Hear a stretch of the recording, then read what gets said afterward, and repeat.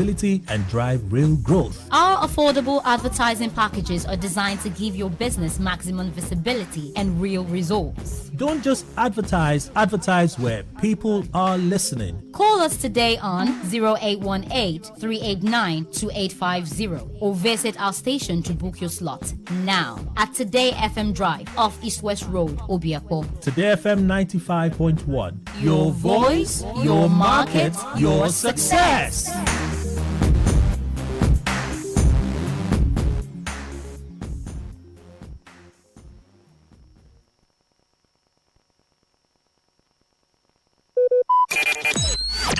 Talk radio. I listen to a lot of talk radio. 95.1 FM.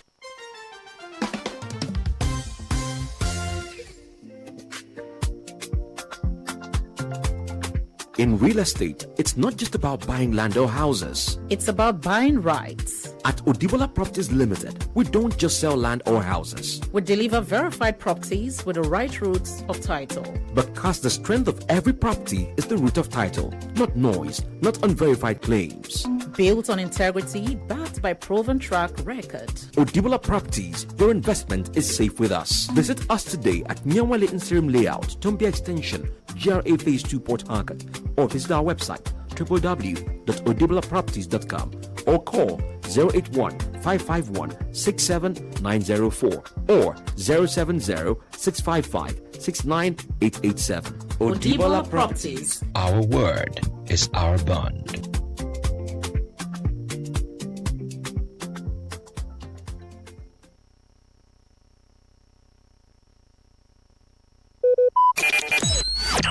Talk radio. I listen to a lot of talk radio. 95.1 FM. Whether it's happening in Port Harcourt, South, Nigeria, or around the world, we've got you covered. On air, online, delivering balanced news and unbiased analysis. Today, 95.1 FM. This is Today, 95.1 FM, Port Harcourt.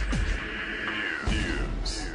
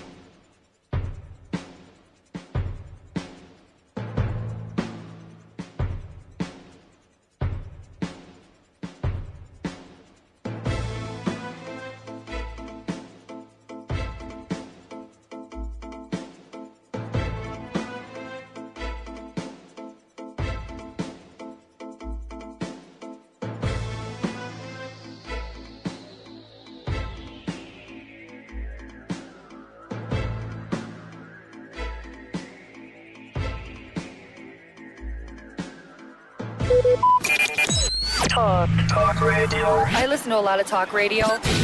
95.1 FM. Radio has never been this good. Today, 95.1 FM, Port Harcourt. Stay informed, stay ahead. Tune in to Today 95.1 FM for the latest news and exciting sports updates. Your trusted source for everything you need to know. Today 95.1 FM, the voice of the people.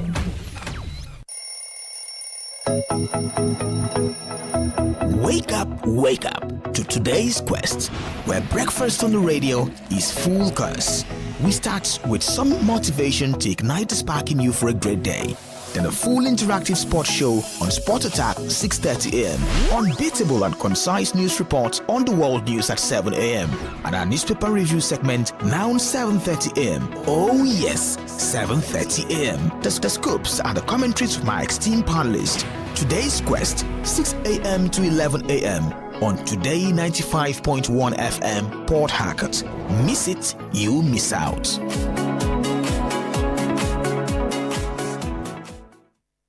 Get ready to feel the rhythm, the groove, and the true vibes of Africa. This is not just music. This is high life. From the legends to the latest, we're bringing you the best of palm wine grooves, jazzy horns, and soul-stirring melodies.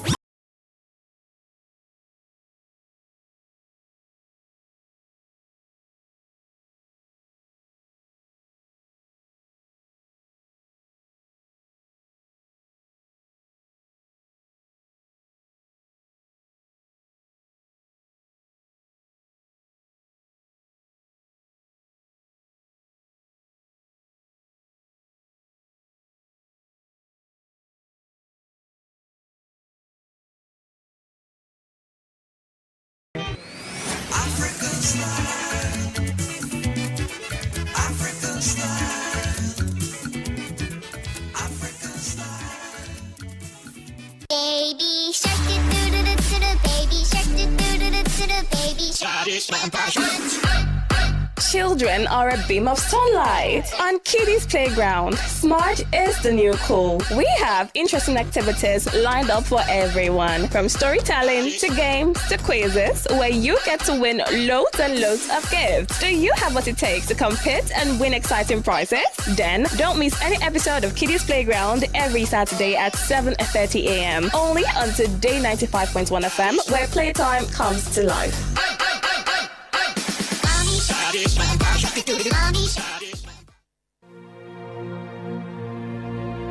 Today is business. Today is a new trend for your businesses. We give you all the information you need to grow your business, new ideas and innovations that keep you earning more and staying relevant. Every day, we engage in business, buying and selling, trading, and exchanging of services as individuals or as a country. Money goes round, it goes up and down. But have you ever wondered what business is all about? And have you ever wondered how you can stand out in your business? Today FM has got you covered every Wednesday between the hours of 1 p.m. to 2 p.m. Learn all you need from professionals on how the country runs its business affairs and how you can be an outstanding entrepreneur and grow your business. Business Today.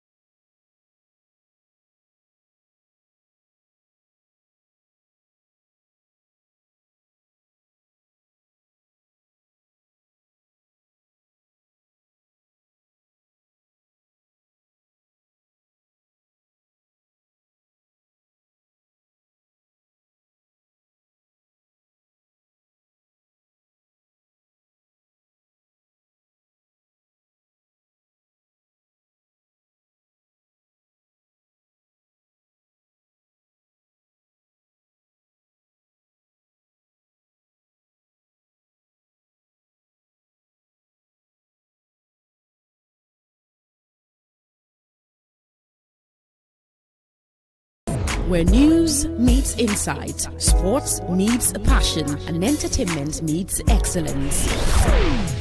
Expert analysis from seasoned professionals and our top analysts, informing, educating, and entertaining you. Your voice, your station. We are the voice of the people.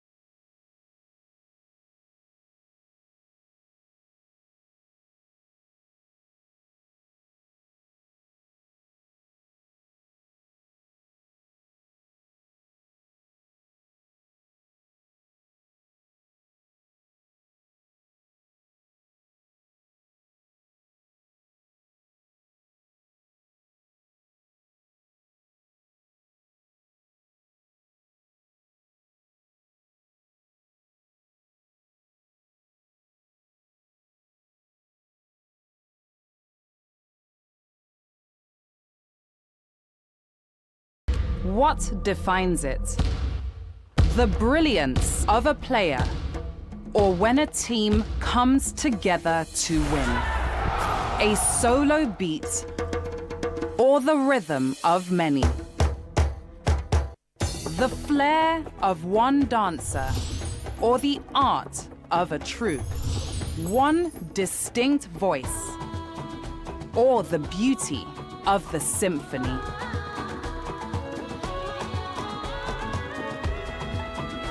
At FCMB Group, we build ecosystems, empower communities, and create the future. Because we believe it's not just one, but the power of the group that delivers the future we all desire. FCMB, the power of the group. Talk radio. I listen to a lot of talk radio. 95.1 FM.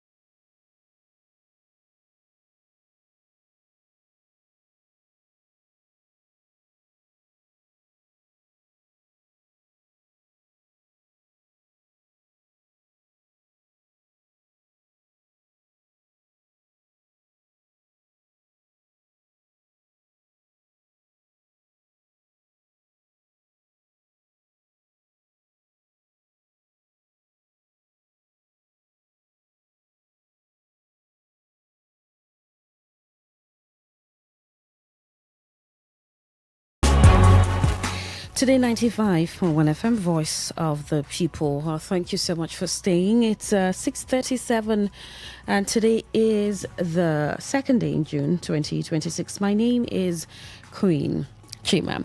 Well, it's been an interesting day, even if I say that myself.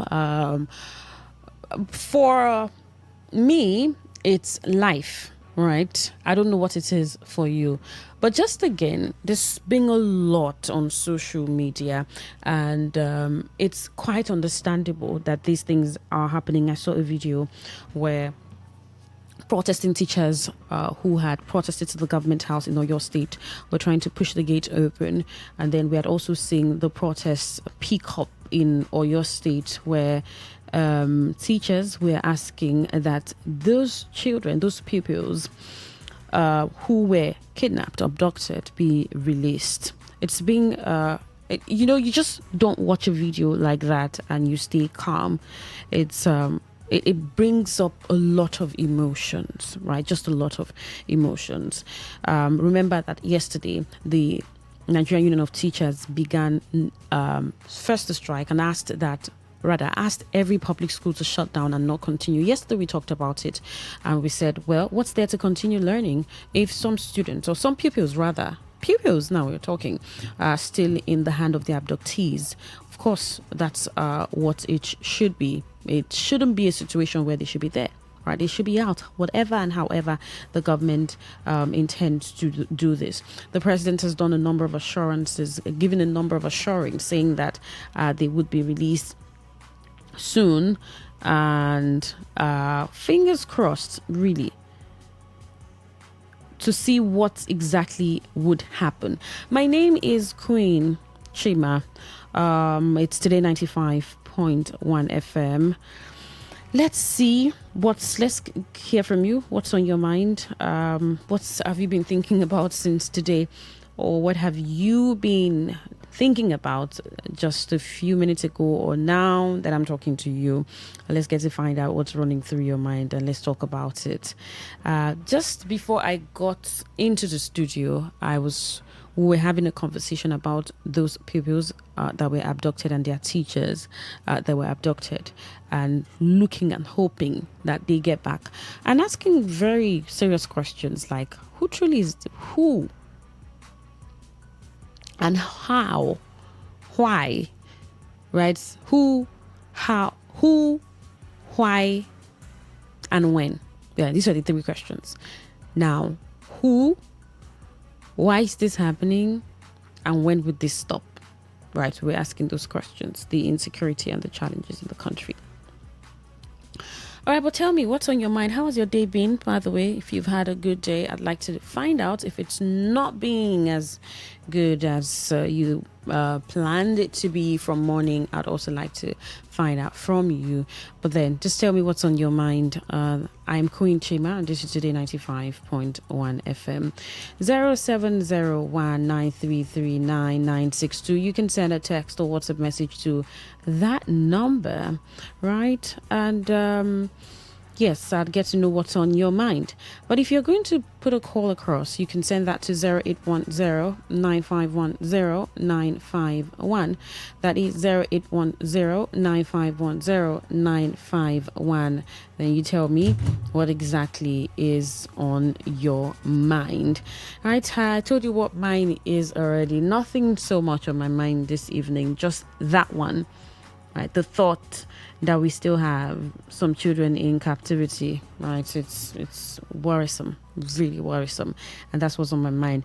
But while I may not want to extend that to you, if it worries you that much, or you're still concerned, or you're thinking about it, or there's something else, of course, I'd like to know what that is and what you are thinking about exactly. All right, 0810 9510951. That's the number that you can call, right? And yes, get to know what's on your mind. Let's get to talk about it this evening. Well, Cannes, and I see that Cannes has declared a 3-day national mourning, 3-day national mourning. Just around a few minutes ago, the Christian Association of Nigeria has declared a 3-day national mourning period from June 12 to June 14 to honor the victims of violent attacks, mass abductions, and banditry across the country. Now, the apex Christian body has also designated June 14 as Black Sunday across all churches as a mark of solidarity with families affected by the lingering security crisis. We had the president of CAN, Archbishop Daniel Loko, announce this today in Abuja while reading the communique issued at the end of the National Summit, Church Denominational Leaders Summit. Now, he said he had expressed deep concern over the escalating wave of violence, citing recent incidents of killings, kidnappings, and destruction of communities in states such as Oyo, Ogun, Borno, Kwara, and Kogi. He has urged the federal government to immediately declare a state of emergency on national security to halt the ongoing bloodshed. Right, this is from Khan. He has criticized the Khan president now criticized the recurring resort to conciliatory and pacifist rhetoric by senior government officials in response to grave security threats, calling instead for a proactive, result-oriented approach. Now, this seems to be a move. This seems to be, maybe you think, a needed move from Khan. 3-day of national mourning. And yeah. All right, let's get to know what's on your mind. Welcome to Today 95.1 FM. What's on your mind? Yeah, good evening. Yes. Is it Queen? Queen, yes, it's okay. Queen. Good evening. What is on my mind is the government. The reason why they are not doing well, okay, is that we criticize only the bad ones. We don't tell them they are doing well in other areas. And if you check, that was the reason. I just made my research. I come to understand why we missed it from the beginning. You remember when Jonathan was in power? He said he was not doing well, he condemn everything. That's what we do here. We condemn everything. Then the one they do well will not talk. Then the other one will project that one, shout over it. And at the end of the day, it will look as if they are not. And at the end of the day, we cannot select the good one from the bad one.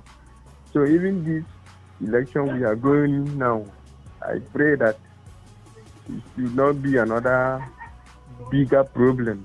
Because when Jonathan came down, it was Buhari. Buhari took us back. 10 years back. We were even buying our money. We have forgotten. We suffer.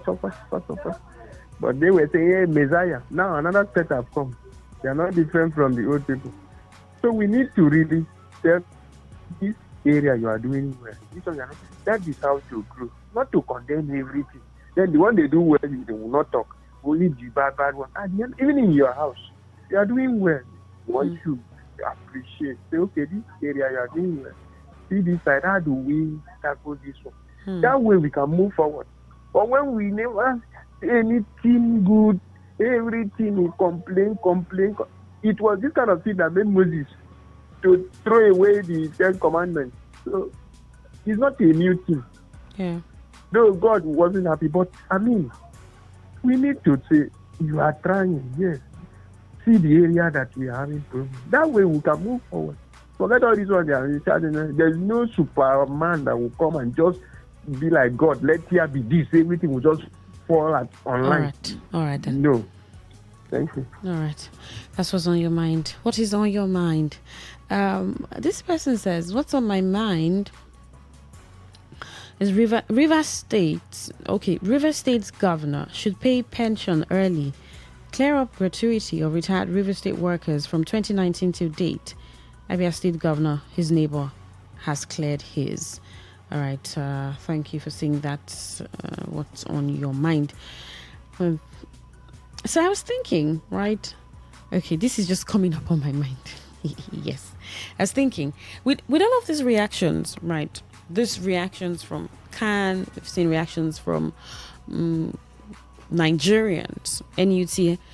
had to say public schools shut down in your state. Someone called yesterday and even said, let's extend it to the 36 states in the country. I'm thinking of the difference it would make, right? Put a lot of pressure on the government to do the needful. Yesterday, the president said that there should be a recruitment of 1,000 forest guards, and this is intended to help. So obviously help get into these communities and search so that these children can return home.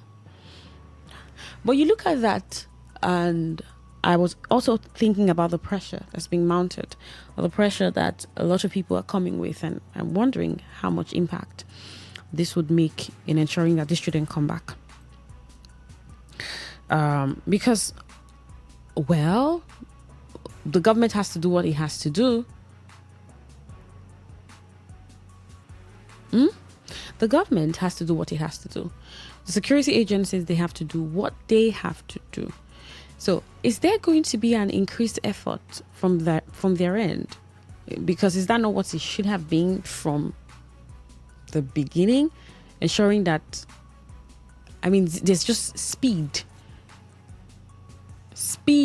in delivering people from the people holding them, the abductors. Welcome. What's on your mind? Yes, good evening. What's on my mind? I advise the president. Okay. In respect, I've said this before. Remove powers from your political associates and making things difficult for you. In terms of security, give powers to those who are in the local authority, local coast chairman. Those people can be able to give you what we call ancient forces.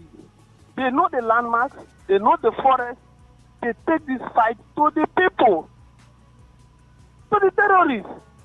The political associates, they are just not makers. They lack the capacity to comb the bush and demoralizing the military. These numbers of these terrorists are no more than our military men. Give more power to the ground soldiers. This is the only way you can do this. And let your political associates speak less in order not to bring shame to your administration. Thank you and God bless you. All right. Welcome. What's on your mind? Good evening. Good evening. Yes, good evening. What is on my mind is reflecting on what is happening now.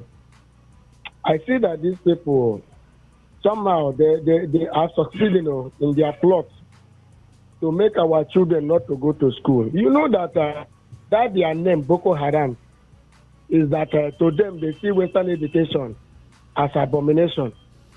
And emotionally now, psychologically, you can feel what these children are feeling.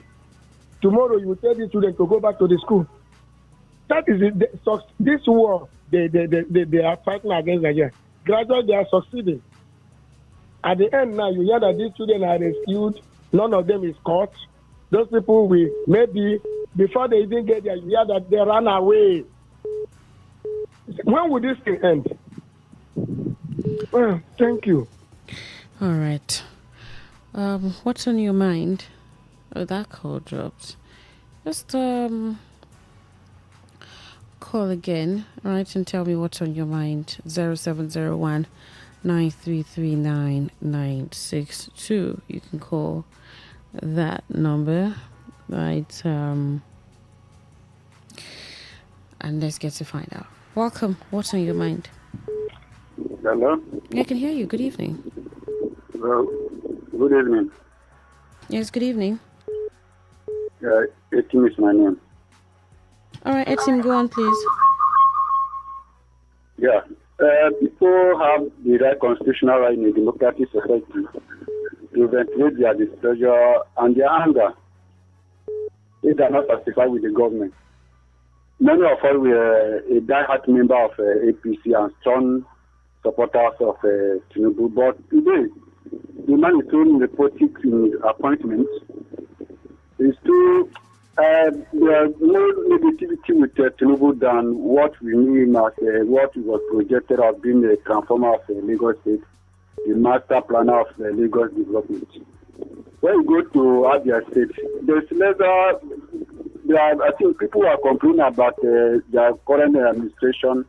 There will not be too many except the opposition party, because I see somebody that is transforming them from renew hope than this renew hopelessness and helplessness in society. The security, even when I think the PDP were in power, the likes of Paoshe, Wike, Gosa Fabio, who were in PDP with Jonathan 2015, they attributed the kidnap of Chibok girls to opposition party. So they were the one that masterminded the kidnapping of those people. So the current administration activities, they are favored to F9.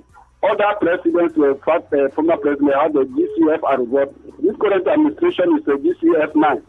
Of F9 all is 10-point development agendas. Go to the ministry, they are trying not from the war front. But India, all the money NTA just see the limited about 8.something billion to the government. All right. But the related recovery route. All right. It's been 2 minutes. Welcome. What's on your mind? Yeah, good evening. Yes, good evening. Yeah, this is Honorable Chris. All right, go on, please. What's on my mind is just this story and the video of these two children. I don't really know how this administration have brainwashed most of our people by them to succumb to believe that terrorists can kidnap over 100 or 200 children without anybody from government helping them. I can ask that question, please. Is it possible? Is it possible? See, I don't really understand what is going on in Nigeria.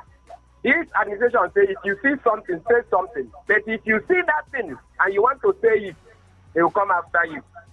Just try to criticize or tell somebody now in government, tell me how DSS will not look for you. At my age, 1980 now, you are telling me that the terrorists kidnapped over 150-something children, both toddlers, from where to where? Our intelligence military, most of them have gone to outside country for peacekeeping and come back. You are telling me that I should believe this? I'm not party to that. APC government, ruling party, go and bring back those children. Go and bring them back. Nobody should ask you. You people know where they are. Bring them back. All right then. That is my own. I'm not talking about APC government. Go and bring them back. Somebody should tell me this. I'm not a kid though. That somebody will brainwash me that no people is in Aba or in my one. I know there are some people that they will brainwash that no people is in Ngwa or all right then. Not person like me. They should go and bring those people back. Bring those children back. All right. Welcome. What's on your mind? Hello. Yes, good evening.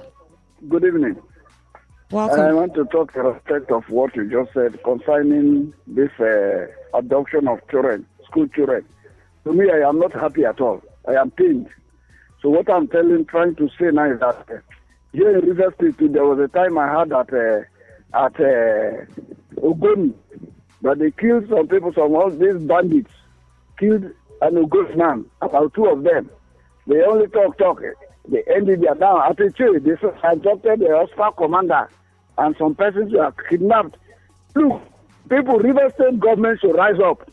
They should quickly, immediately, and rise up and then form recruit boys, and they should go and comb the whole bush from the whole church, the forest, and even Ogoni. Ogoni people should not relax, because these people are coming gradually now. They are talking of Oyo State is Yoruba land.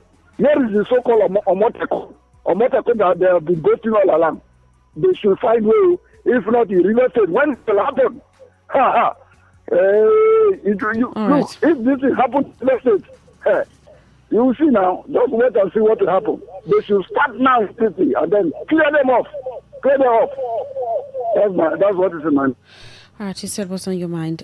Queen, in an attempt to answer your question, I would like to say that the who are the enemies of a united Nigeria. The why Okay, the who are the enemies of a united Nigeria. The why is bad governance, and the solution is good governance at all levels of government. And what is also responsible is lack of jobs. The best way to fight insecurity is to create jobs. John O. Google. All right. Thank you for answering in an attempt, you say, to answer my questions. All right. What's on my mind is the statement by the Chief of Defense Staff, Christopher Musa, that Nigerians should pray over insecurity in Nigeria. This comment is most unfortunate and most disappointing. It shows that government has given up on security in the country. If they really want us to pray, then the president must resign and hand over power to religious leaders for intense prayers. With all the trending videos showing severe torture of the kidnapped pupils and some of them beheaded with roasted human parts, I doubt if those children are still alive and sound. Tinubu has failed us woefully, Mr. Lucky. What's on your mind? Oh, that call dropped. I thought I picked it. So, okay.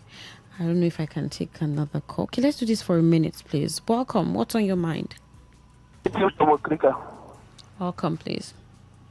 You were saying the president has ordered for forest guards. Yes, the recruitment of 1,000 of them. Give those forest guard recruitment to the kings of those local communities. And every order should be coming from the king of those local communities. No other order coming from Abuja apart from the order of that king. I want to assure you, within 24 hours, those terrorists will leave those territories. All right. Equip them. Give them the capacity to deliver. I want to assure you, those terrorists cannot stay more than 24 hours. Thank you and God bless you. All right, thank you. Welcome. What's on your mind? A minute, please. Hello? I can hear you. A minute, please. Yes, a solution to election rigging, manipulation, subverting or stealing other people's mandate is large and massive turnout of eligible voters, because democracy enshrine in a mass participation of the masses. Then the cure to insecurity and is bad governance and unemployment. So until these things are put in check, insecurity will not answer, because we have criminals among us. We have some cases we have in the past, we have commercial body kidnapped, adopted by criminals that are seen kidnappers, even here in River State.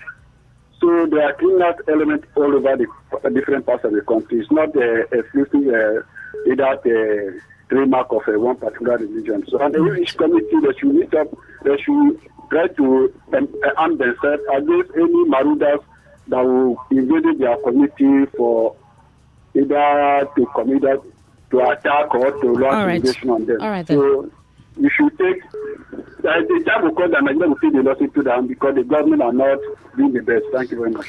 All right, thank you. All right, thank you. That's it on what's on your mind. In a few minutes, we'll be talking on Area Talk. Do stay with me. I'm Queen Chima. Good evening. Talk radio. I listen to a lot of talk radio.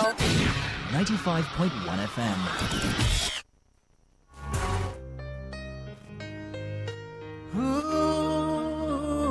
Music.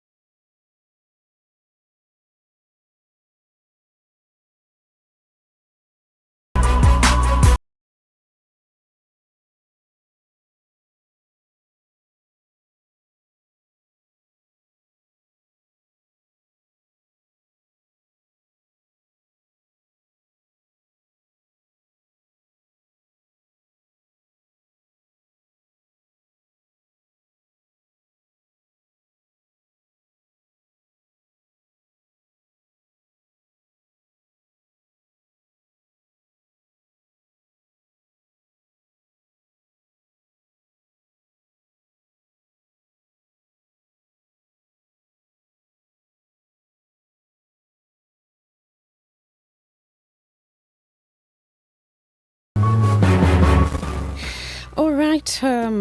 I know that yesterday we started talking security guards, 1,000 of them that the president has instructed be recruited and deployed in communities around Oyo State. Then we did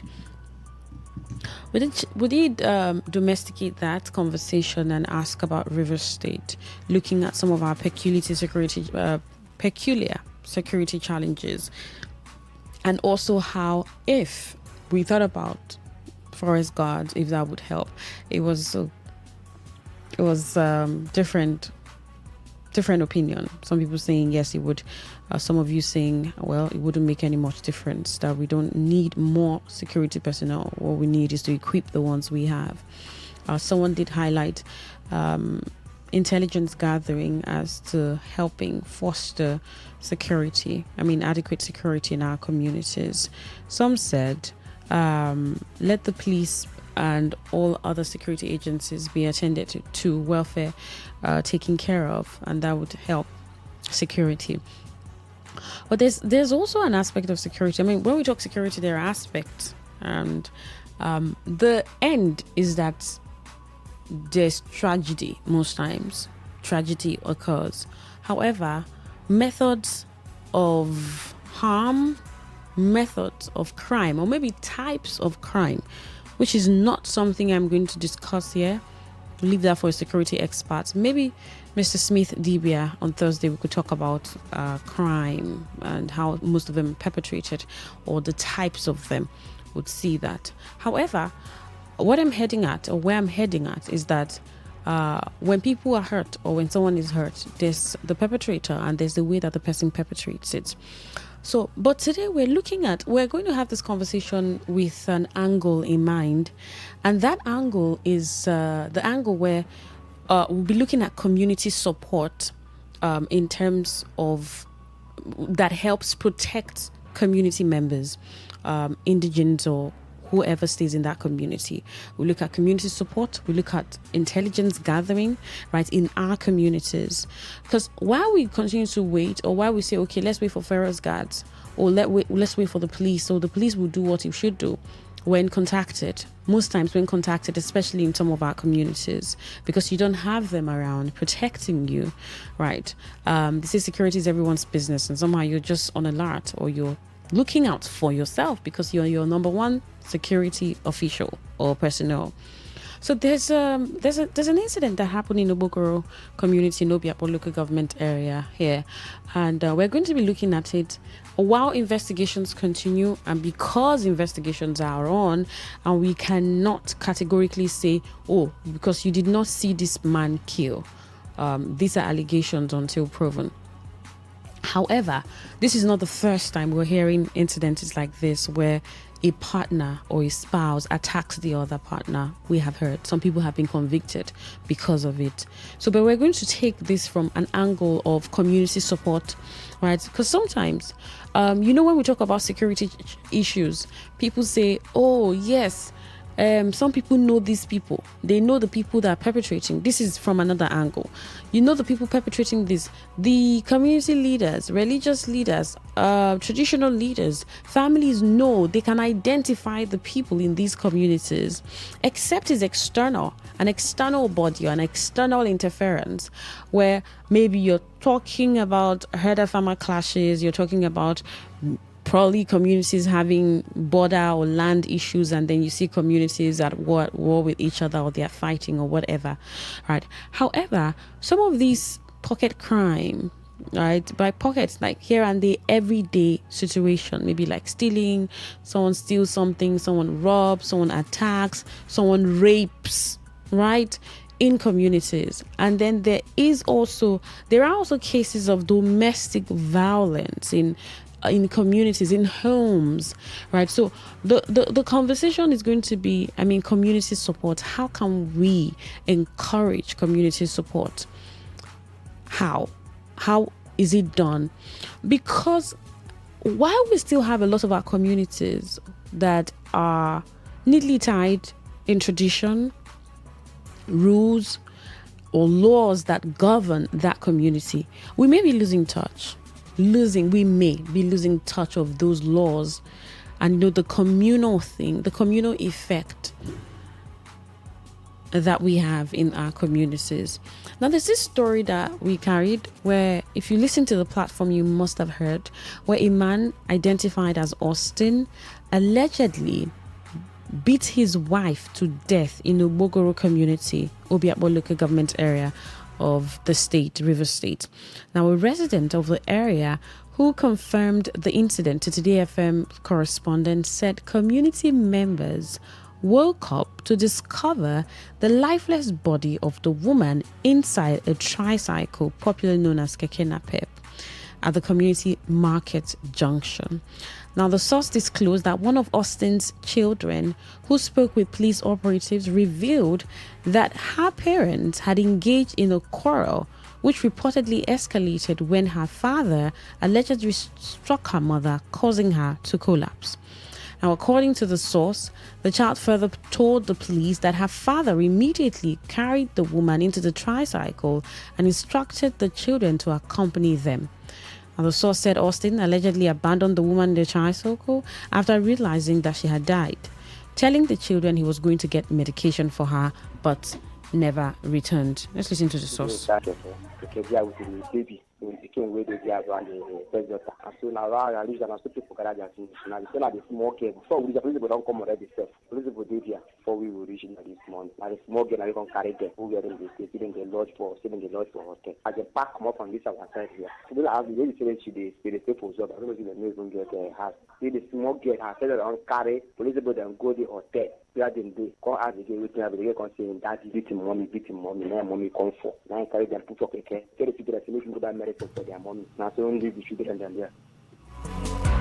Well, meanwhile, as of the time of filing the report, the woman's remains were still inside the abandoned tricycle at the junction, while the children of the deceased reportedly led police investigators to a hotel where the family had been staying after they were evicted from their rented apartment. All right, so, and I said, whether you want to react to this story or not, the angle is community support, right? And we're just taking a leaf from this because this stories like this are quite nuanced with a lot of layers to it. Of course, there are angles, stories. Everyone has their story to it. The police will do the investigation and come up with credible and conclusions to whatever happened and who will be held responsible. First, there's already someone who's passed, their mother. However, we want to expand this while taking an angle, expanding it to community support. And if we're talking community support, do we still see that exist in our communities? I'm talking about situations where religious or traditional authorities intervene in matters, maybe family matters, land matters, communal issues, clan issues, all of these things. Do we still see that sort of intervention in our communities? And maybe you want to be particular with your community as to how some issues are even reconciled. When we talk about conflict resolution, maybe you want to be specific with your own community. For conflict resolution, who stays in charge? Well, I know that for most of our communities in River State, there are chiefs, there are heads of traditional stools, right? Whether kings or chiefs or how, whatever its unique name is, where you're from in the state. However, do you think that there's still great conflict resolution techniques used in our communities in River State? Or do we see that happening? We hear that there was an eviction situation with this family and then they were staying in a hotel. I am wondering, right, if they could not get an apartment to stay possible, staying in a hotel. I am also sure that would cost them some money, depends on how many days they had stayed there. So if they were evicted and they moved to a hotel, why did all of that happen? Has this been a recurring situation? There's a video that trended 2 years ago, I think early 2 years ago, where a man who was because the Nigerian Bar Association did take certain actions on him I think he was asked not to practice again or something. I try and get that story, where he was consistently beating his wife, right? And on this particular day, the neighbor had got it up to here, and then he comes out and confronts the man. I think makes a video of him, and that's how the video was all over social media, of how he consistently maltreats his wife, consistently beats her, and you had people around, right? Because communal living is important, and that's what has always driven our morals as a people for years, until we began to lose a lot. We began to lose touch with ourselves, lose touch with trust and hope. So everyone can just do anything on their own. Sometimes someone is in their problem, a dire situation or danger, and nobody is helping. Nobody. Or people are just looking and overlooking, like, it's not my business, so it's not my business. However, at the root of crime, especially in communities, is one that can be seen early and tackled, whether by religious organizations or traditional institutions, or what you may call some conflict resolution team or committee. This may not be the perfect name for them, but they exist. And this is to maintain peace and order. And then in cases where it should be handled by the police, or this situation should be handed over to the police, it is done. But first, there's been an arrangement that improves or creates or fosters peace, rather, in communities. If you have something like that in your community, as you call it, I'd like to find out what it is, like how everyday peace and order is maintained in your community. Who's responsible for that? Who's responsible that whatever happens that isn't right, maybe a family challenge or issue, like a husband doing this to his wife, or there is a family issue, heated up issue, maybe land tussle, maybe a case of a young man, right, a youth stealing or robbing or even raping situation. Right? How do you handle this situation? I heard a story that I would not like to disclose on the radio, right? And the way it was handled, I think it was quite, it was demeaning to the girl, and even caused her more harm, right? And this is because maybe sometimes we're losing touch of the laws that guide communities. Maybe we're losing touch of that communal living that we have enjoyed, or we used to enjoy years ago. Maybe some people say back in the day. It's not something that pretty much happens now. Everyone minds their business and just goes their way. And these days, where even our traditional institutions are infiltrated with politics, and then you may be thinking or asking, are they really or truly doing or living up to expectations as to protecting the people under them? Or where we have IOCs, and then you see youth bodies, you see women, you see men, and then you see traditional institutions all at war because there's one money there, or project somewhere, or one person who isn't doing what right and not. And we have seen all of this play out in our communities, and then there's just problem or troubles escalating from here and there. Right. So how can we continually encourage communal living? Right? How can we continually encourage great conflict resolution in our communities? And how can people truly be comfortable to gather reports? When we talk about intelligence gathering, maybe comfortable to gather these reports to give to the necessary institutions or relevant bodies that need it, like the police. Right? When? So do you think that we still have some sort of strength in our communities and how we live? Strong communal bond. Do you think we still have that in our communities? Let's find out from you. What's your thought? Is Area Talk on Today 95.1 FM, Voice of the People. So you can call 0810 9510 951. That's the number that you can call. 0810 9510 951. 1.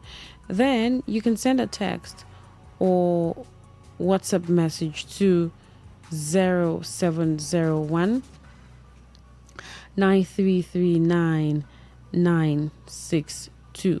That is 0701 9339962. And let's get to talk about this. We're citing what happened in Ubogoro, where a man allegedly abandoned his wife in a tricycle after realizing that she had died.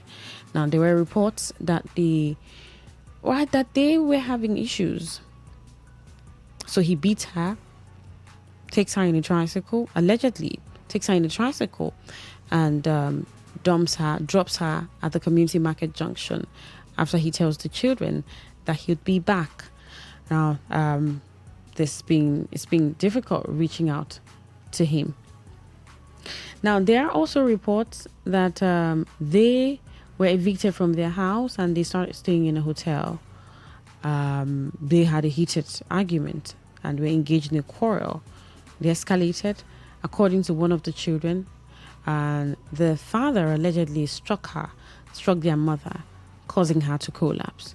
So, while we may not be dwelling on this conversation as to what happened or why did it happen or why it didn't happen, or because we were not both there, however, investigations are ongoing.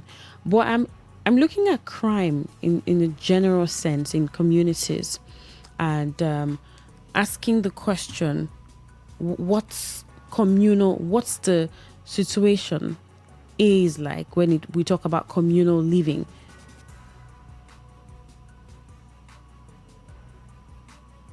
So when we talk communal living, what's the situation like? Right, because it's usually fosters that level of responsibility on you as a community person to look out for the other person. And that's why when the police asks for information, it's the possibility that you may know who perpetrated this evil in this community or the group perpetrating is high. So let's get to find out from you. Let's get to find out. If you have an information of something that is done and not done well in your community, so let's find out. Tell us about it and we can take up investigations from there. Well, I understand that sometimes that's why it's a little hard, because people don't trust the police that much. So they think, why should I come and tell you what I've seen or what I know? That's an angle. Then the other angle, where support in communities should be the real thing, should be how it plays out and what happens. True support. And then identifying some of the challenges that the community faces. It could be a family challenge. Identifying groups that are not supposed to be in existence. Identifying maybe young associations that should not be. We don't want to go into the reasons this happens, right? On most of our shows, especially on our security show rather on Thursdays. I mean, here the security experts highlight very importantly how unemployment improves or causes insecurity. So some of these associations or groups or coming together of young people, communities are able to curtail it and know that this is not supposed to be happening, right? Certain crimes are also handled by communities, right? So in a community where maybe people know that a man and a woman are always having issues, and these issues escalate or get to the point where it gets worse, are there ways that they can help? Are there ways that they can help? Or it's solely a marital problem or a family problem?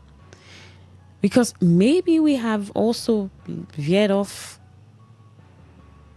those morals that were highly held by community members, and the kind of support given in situations like this to ensure that maybe individuals don't get to the point where they have to die or they have to get really into crime.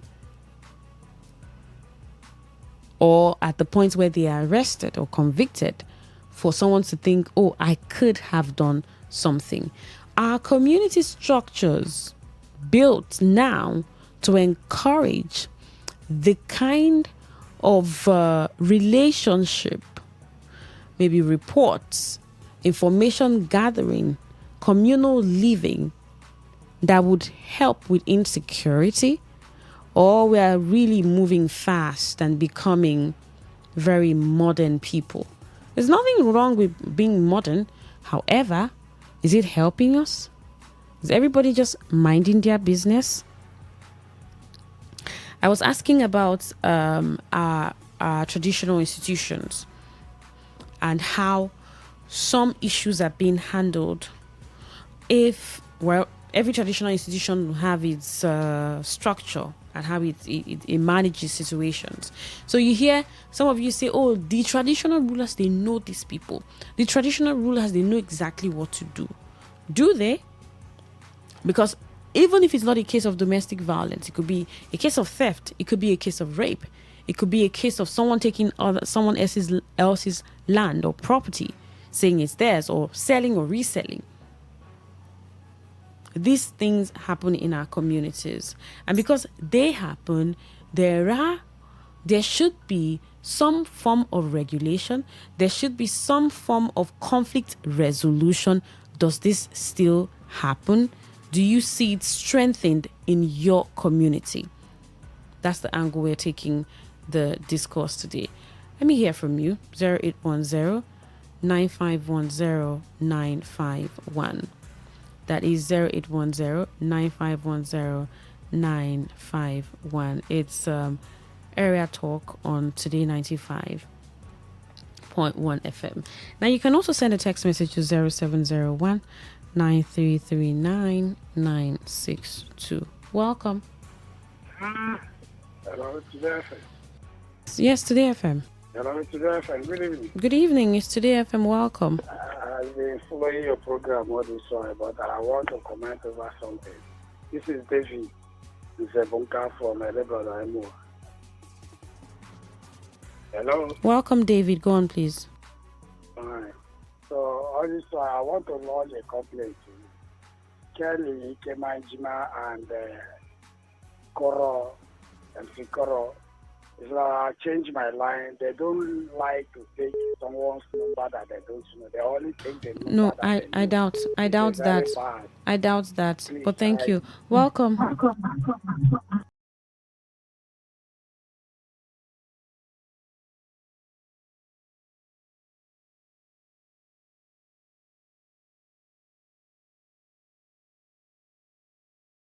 Can you hear me? Okay, call 0810 9510 951.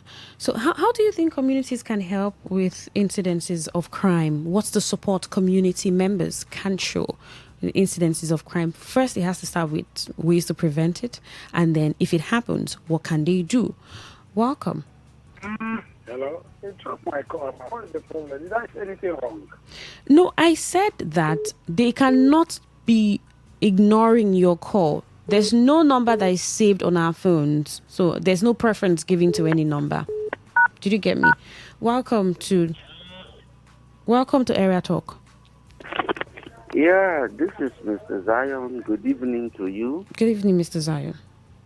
Our communal structure was bastardized by the government and the church. Okay. They came in with their muzzle. They came in with their lies, their manipulations, and took away the structures that bind and guide us in love, in peace, in harmony. Our communal structure, you cannot kidnap anybody. You don't even steal.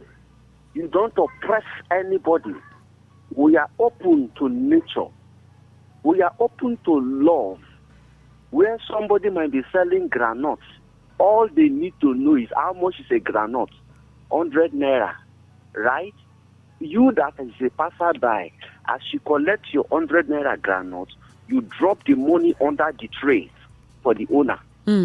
When the person return, all they look is, oh, I put 10 granite, so 5 is not here, 5 has gone.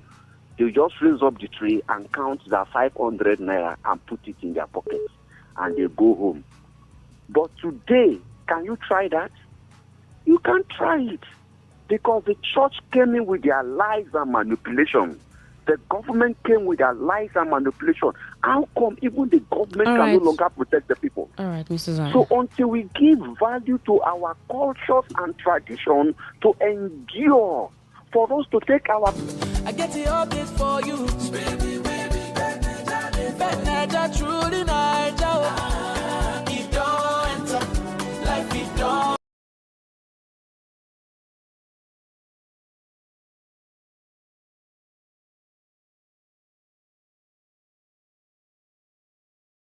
Spin and win big with Bet Nigeria's truly Nigerian casino. Not for persons under the age of 18. Bet responsibly. Bet Niger, truly Niger.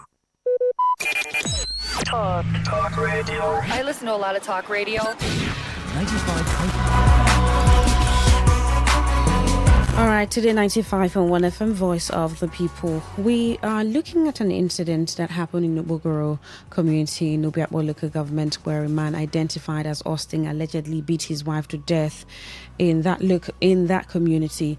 Now, a resident of the area confirmed to Today FM and said that community members woke up to discover the lifeless body of the woman inside a tricycle at the community market junction. Now, the source disclosed that one of Austin's children who spoke with police operatives revealed that her parents had engaged in a quarrel which reportedly escalated when her father allegedly struck her mother, causing her to collapse. Now, according to the source, the child further told the police that her father immediately carried the woman into the tricycle and instructed the children to accompany them. Now, the source said Austin allegedly abandoned the woman in the tricycle after realizing she had died, telling the children he was going to get medication for her but never returned. Meanwhile, as of the time of filing the report, the woman's remains were still inside the abandoned tricycle at the junction, while the children of the deceased reportedly led the police investigators to a hotel where the family had been staying after they were evicted from their rented apartment. Sad story. While investigations go on, we're looking at how communities can help with incidences of crime. Even before it becomes a situation of death, right? What can community members do? What effort can communities put into ensuring that crime is reduced, violence is reduced, and incidences of crime is reduced in these communities? 0810-9510951. You can call that number or send a text or WhatsApp message to 0701-9339-962. Welcome to Area Talk. Yes, Lady Queen. Yes, I can hear you. Welcome. Good evening, Reginald. I come from Chekoche. Welcome, Reginald. Yes, thank you very much. Lady Queen, issue of what the communities can do when it comes to issue of protection in neighborhood. Lady Queen, unfortunately, the sister has died and collapsed. We used to see our fathers, our aged fathers in those days in unity. Every family that make up a community have their elders and the second elders, and they do libation 2 times or 3 times in a year, both within the farm roads, both within the communities, and they believe that that is the gods that protect the community from invaders and people doing evil. And that is why you cannot see somebody go to farm and thief. You cannot see a stranger, a foreigner inside the bush that you don't know. You cannot see somebody going to rape somebody, and because if all the crime is being committed, the gods of the land will expose that person naturally. All right then. All right, Reginald, take another call. Welcome to Area Talk. Good evening. Yes, good evening. Robin Mahadima.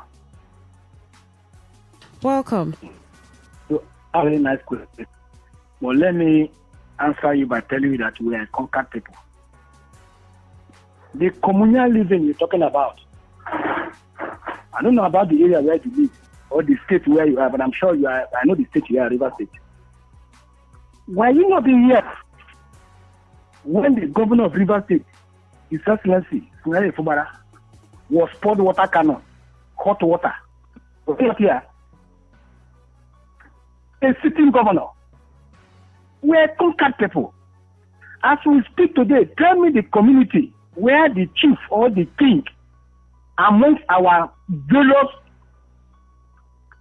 natives that the king can come and address his people. The structure has been collapsed. You have Zion now. Instead of the church who came to help the situation, they further deplete the society. We are conquered people.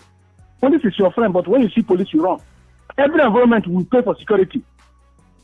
Us back. The society has collapsed. We are conquered people. Very unfortunate. Thank you. So communities cannot help? No way at all? Drop the call. 0810-9510-951. That's the number that you can call. And let's get to hear from you this evening on Area Talk. You can send a text or WhatsApp message to 0701 9339 So we're talking communal living and also how you think that communities can help with incidences of crime or violence. We cited this story in Ubogoro where a man allegedly beat his wife until she passed out, till she died. Right, investigations are going. How can communities help with violence or incidences of crime? So when we talk communities, of course, people living there. So community it's not just about structure, or the word structure brings a lot to mind. It's not about structure. It's not buildings. It's people, and these people are either members of a committee. Right, we do have committees in most of our communities. Members of a committee. Some of them are not just members of a committee, but they are maybe chiefs or the traditional institution where you have the head of the traditional institution, you have chiefs, and then there are the legislators. So yes, they have all of that setting in traditional institution in communities. So are they the ones that do more when it comes to helping with incidences of crime, or there are a particular group, depending on the structures you have in your community? But one question that we are asking this evening, is it still strong? Is it still relevant? Is it still effective? These leadership positions in communities, are they still effective in fostering peace and unity in communities? Are they? Welcome to Area Talk. Hello. Good evening. Yes, good evening. I can hear you. Kindly speak up, please. Okay. This is Chinda calling from Chinda. All right, speak up, please. Can you hear me? It's better. Go on. Okay. If you talk about community security or community, we look after ourselves in a community. I think that one is gone. It doesn't exist anymore. Right. So what's responsible for that? The decadence in society. Yes, go to the community. Sorry. Welcome. Good evening. Yeah, good evening. Yes, good evening. What's your name? Where are you calling from? The story of the man stroking the wife. Is it in the hotel he did carry out the fashion? Yes. So the security in that hotel, they didn't see the man carrying the dead body out from the room, because the story is somewhat complicated. You know? Yeah, it's nuanced really, but we'll get all the details as police continue their investigations. Yes, we need to get it, because I just meticulously reason that the action was carried out. But like I said, we're not centered just on the conversation. We're using it as a cue to talk about communal living, how communities can help reduce violence. Let me talk about the communities. Not that the chiefs in our various villages cannot handle the issue, but everything is political undertone. If the traditional ruler is not in maybe the ruling class, side, he try to carry out, his function. Then you see power from above will come and they subdue him, and they find out that it's a royal stool authority. It's not somewhat, he's not going to carry out his normal function. If not, our tradition, some, not all, because we have political rulers, So, but I know that some of them that are there that inherited the stool as traditional inheritance, they do very well, like the man in Bonny, the Amanabog Bonny. So the man is somebody that have integrity. Nobody can push him around, like the late leader of Popo, King Jaja, Dandy Sinjaja. He's a man that has integrity. I've not seen any squabble. You go there, you see the community living peacefully. You go to Bonny peacefully. That's the area I can. There are other villages too that are living peaceful. It's due to their community head, their traditional ruler. Because if the man is somewhat political, he start playing politics, and people will start disrespecting him. So that is it. Thank you. All right, thank you. That's an angle, because I did ask about. Of course, I asked about traditional institutions and the role that they play. Right. So when you when you look away from traditional institutions, do you also look into community members? Do you do that and ask questions? What they do or what they can do to promote peace in communities. And they're promoting peace in communities. They're also helping with incidences of crime, because that's what happens. I mean, you promote peace and order, or promote law and order in communities. And then I was talking about communal living. I mean, I was asking that question, if it's something that's still held with so much, pride, right? The one where, you know who and what. And it doesn't become a matter of, you're prying into anybody's business. It's the fact that it's a community, and it's a community for a reason. That's why it's called a community. Welcome to Area Talk. Rona, good evening. My name is Queen. Good evening. Okay, Queen. Naomi. I'm fine. Go on, please. Good evening. This is Chief Solomon. All right, Chief Solomon. I'm calling from Obogoro. This incident happened in Obogoro. I heard it, but I'm not. I never understand the detail. The lady, everything happens in the hotel. Was it in the hotel? This man killed the wife. Are you asking? Okay, you said you're in Obogoro. I'm an indigenous of Obogoro. Okay. Yes, that's the report we got. He took the wife to hotel room. They were evicted from their apartment, their rented apartment, and then this happened in the hotel. True, and everything happened because I discovered, as I heard, that the woman was discovered in the keke. Yes, he struck her, according to reports. Right, it was alleged that he struck her, and she fell. Then took her into a tricycle, maybe trying to go get help or something, and abandoned her. Reports saying that he abandoned her. I don't have much credit. Security in communities, all these things that are happening. When Bible said nation, when these kind of things begin to happen, that we should know that his coming is very soon. We can only amend it, but for the sake that Bible has said it, God has said it, we can't stop it. We can. Your airtime, I guess. Hello? I can hear you. So what we will do in our communities, we should try and plant community securities. Okay. You don't. What's the security situation in Obogoro like? Obogoro, we are using just a youth. Youth body is not even a security body. What do they do? The youth bodies. Youth body in the night now, like this night now, at times you may not discover. Youth now, they will not secure with armed. They will be armless. You see that situation of armless now. If they jam a criminal with arm, they will run away. So they're like vigilante or just youth securing the area? They are just securing. Maybe in the night they will use something and block the road. Oh, that. Yeah. So if a motor coming close, maybe the motor will slow down. But before they will. All right. Thank you for that information. 0810-9510-951. Welcome to Area Talk. Good evening. Good evening. Yes. My sister in the radio house. I greet you. Good evening. My name is Chigozi from Odohobakre clan.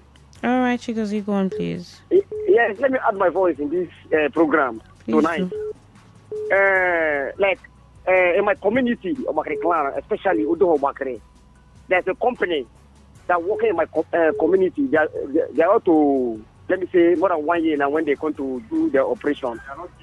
So as I'm talking to you now, the people are trekking from more than, let me say, 2.5 kilometers from their side. They are walking to the community. Nobody is wandering there. Nobody is. They say, where are you going to? So I use this medium to inform other community that make River State at large. They should live peaceful so that a lot of people will come and stay in their community. As I'm talking to you now, in my community, we have more than 500 strangers that living in Odohobakre. Not entire the clan. In my own community, precisely. Thank you. I remain Chigozi from Odohobakre clan. All right. I don't think that you were following the conversation. Welcome. What's on your... Hello, welcome. Queen. Yeah, welcome. This is Chief Solomon. I run out of airtime. Okay. You see, we use youth body as a security. So, and it's not good. We need to plant security in our communities. You see, that is why I was talking about, even if it is NFSS, Nigerian Forest Security Service. If communities can initiate this NFSS, it will help. It will help because they will be day and night, and the government will assign a kind of arm, a special arm for them. But this youth body now, they cannot be able to. If police catch them with arm, they become a suspect. They might charge them as a suspect because it's not a recognized security. Okay. So if it was when the OSPAC was existing fully, was acting fully, OSPAC at that time was recognized. They were working with police. So I would like our communities to initiate security. NFSS, it will help. Or to rebuild the OSPAC also, amend it very well. Even as our president was encouraging us to initiate a forest guide, it's still a local security body. So it will reduce most of the crime, and they must work with police. And I'm encouraging every community also to have a police station. Obogoro was permitted to have police station, but there is no location. No place. We are still looking for location for it. All right then. Welcome to Area Talk. Hello. Good evening. Yes, good evening. This community policing or community security assistance is a very difficult thing. Government can never allow local vigilantes to carry assault rifle. And you standing with somebody, facing somebody with assault rifle, you with form action. local then gone. What can you do? Forest guy doesn't carry assault rifle. Without assault rifle, what is the community going to? Please, community person should go to confront these militias with assault rifles. Could you imagine? Today they discovered somebody, they carried almost 70 AK-47 or 700 and something. You people read it in your news now. From Lagos down to, before they arrested them, down to Kano Kaduna Expressway. Can you imagine? If that kind of rifles entered the hands of these boys, that one will be the worst now. So you want to go and confront somebody with, please, our government, they should think again and know what to do, because communities, nobody should go and risk his or her life trying to confront people with assault rifle. No, my sister, it's not possible. Thank you. All right. This message says, good evening, beautiful presenter. Many community leaders have failed to fight insecurity in their various communities because of too much interest in politics. That is why cultism, kidnapping, and other related crimes are increasing in our communities. Traditional rulers should steer clear politics and focus on community leadership. From Dr. Prince Nelson. Okay, Dr. Prince.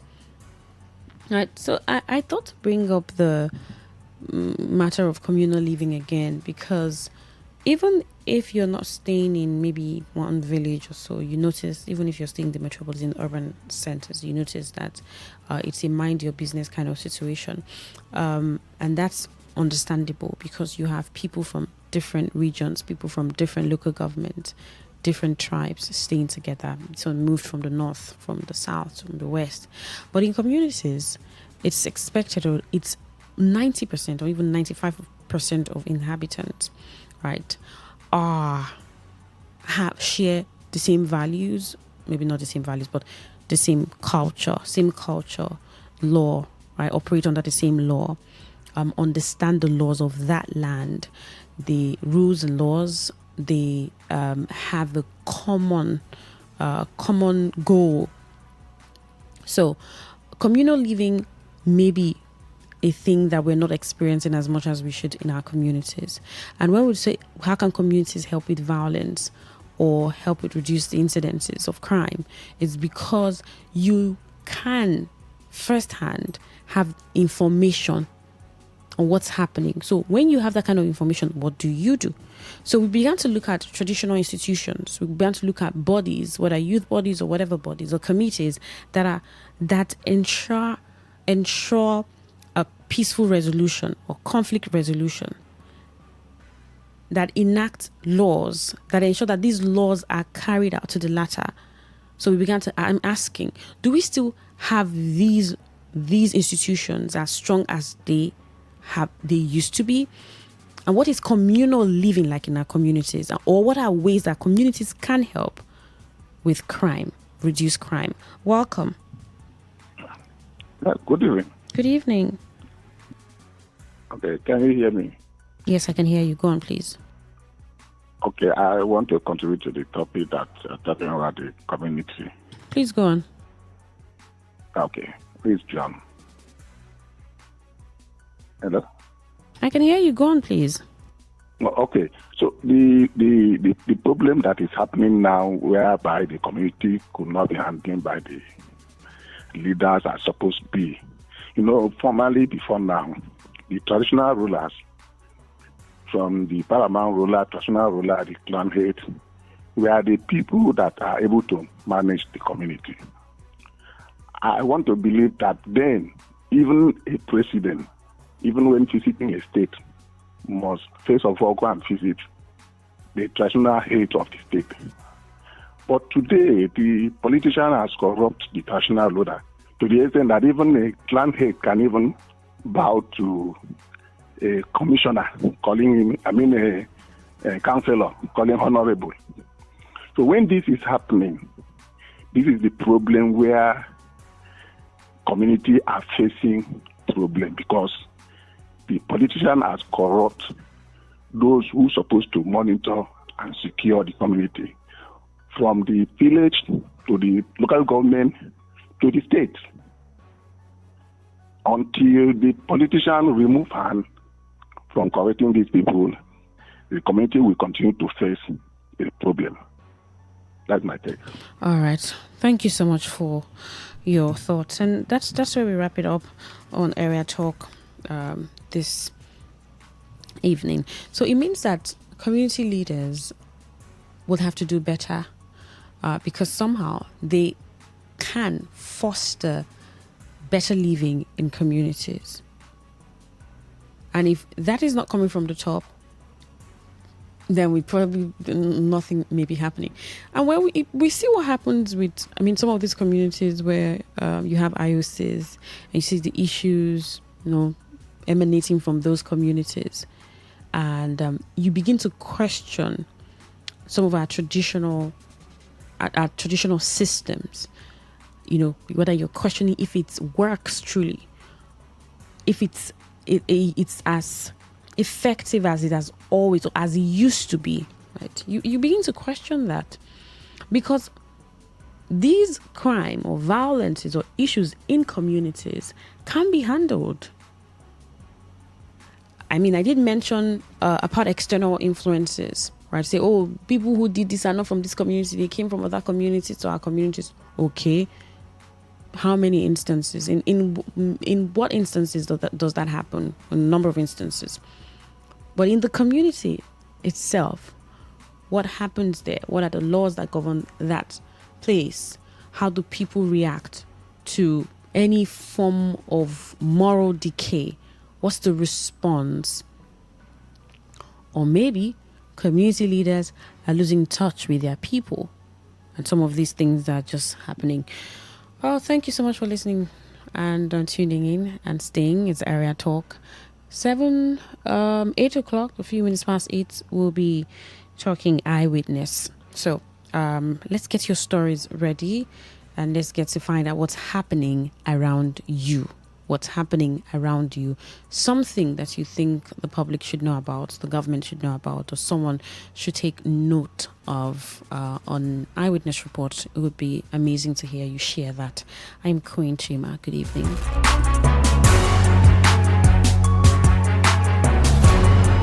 Stay informed, stay ahead.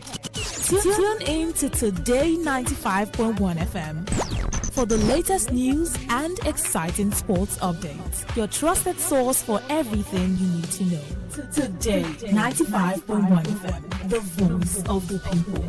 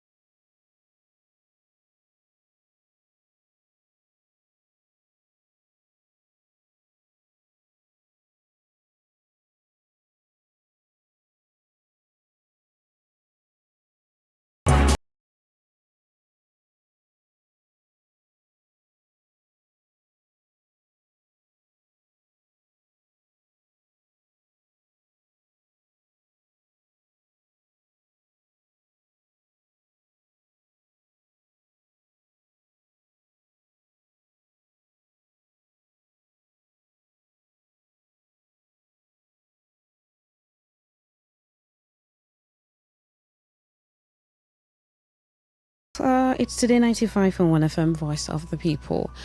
Let's get to find out what's happening around you. It's Eyewitness Report. Yesterday we got a number of those reports from you, and today again it's that time of the day to hear from you what's happening. And there's something I would want us to do this evening is let's give a lot of details, and that's because maybe, painting these pictures exactly as it is would help. I don't know if you may say, Queen, I'll try my best to do that, or just try your best, right, to paint the pictures. However, I want it to be as clear as possible, right, how it is exactly. And also for eyewitness reports, whatever's happening around in your community, something that you noticed when you were moving from one place to another, right, can help puts the other person in check. The other person is kept on alert, knowing what to do or what not to do. So this would really help safety too. So the phone lines are open. Right, let's get to find out what's happening around you. Give your eyewitness report. It's 0810 9510951. That's the number that you can call and get through to us here in the studio. Welcome. Hello, Lady Queen. Yes. Once again, Reginald, I come from Chukwuchi. All right, Reginald. Welcome. Yes. Lady Queen, I've been calling regarding my pipeline, Chukwuchi Machine Pipeline Road. That I've been complaining of flooding. But this time, I want to also extend it to the entire community. That is Chukwuchi community. Flood is being ravaging the entire community. And this is as a result of when the major road was constructed.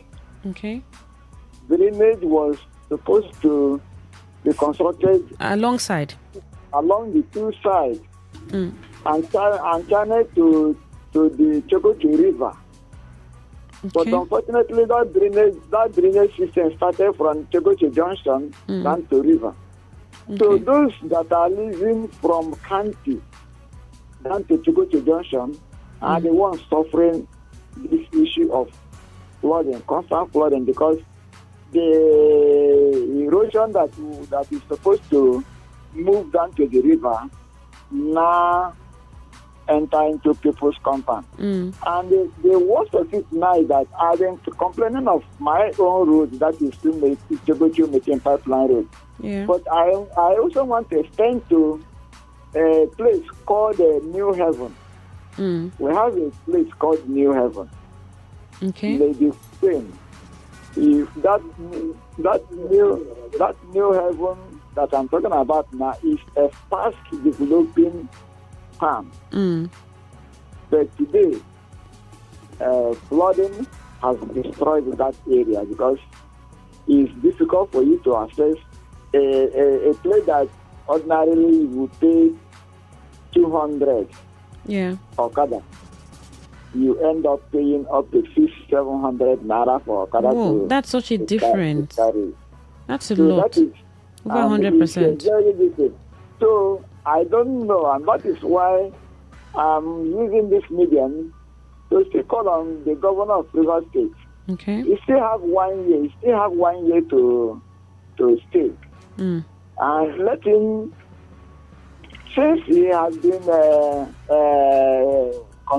putting up community villages. Yeah. Access roads to towns and villages now. Let me remember. All right. I hope he does. All right then. Let NDDC to remember to go to. All right. Welcome. What's your eyewitness report? Oh, Queen, good evening once more. Yes, good evening. You have been Maja. Welcome. Yes. Quick one. When I traveled to a pair on Sunday. Okay. though I didn't get to my village, Oshiboko, I stopped at a community called Edoha. All right. Queen, I'm sure you have heard me, and those who are still listening to the sound of my voice, I've been shouting about the Abua Road. From I hold a junction there to Abua. Yeah. Queen, I'm very sure by your name, Queen. That is royalty. If you see this road I'm talking about now, you weep. Okay. You weep for the communities that uses that as is. All the communities there. Talking about Udebu, Ehwa by Doke, Iho, Ehwama, Edoha, Ukorowo, Shiboko, Okoma, Onokoma, to Meza Robele. And you weep for Abua, Odua, local government area. This is a road that in a day, over 50 trucks ply that road. Yeah. Haulage activity from the only modular refinery in River State. Every day. The real junction from Abua there, that's what because by the time I came back, there was a rain. That place turned to a swamp. What is going on? You promised us that you're going to dualize that road in this year budget. Talk with your guy now, the city minister now. Agree now and give us a gift, a parking gift, by dualizing that road now, so that people who live in Abua, Odua, should have a sense of governance. We are not asking for too much now. It's the statutory the government should construct roads. A road that leads to a major local government area in River State, Abua, Odua, will be in that condition. This is bad now. Even my land still remain grabbed. I wrote open letter to the governor. You have not come to my aid now. The land can go, but help us and do that road now. I'll be happy. Thank you. Queen. All right. 0810 9510 951. You can call that number and give your eyewitness reports. Welcome. Hello? Yes, I can hear you. Good evening. Hello. Yes, I can hear you. Good evening. Okay. It's me, Emeka, that called yesterday. Oh, Emeka. Okay. So please help me say our governor, a local government command, secondary school has collapsed. Secondary schools? Where is that? At Odofo, our secondary school. In a K here, our secondary school. Okay. Odofo. Okay. So our secondary school have collapsed. And students have no place to sit down.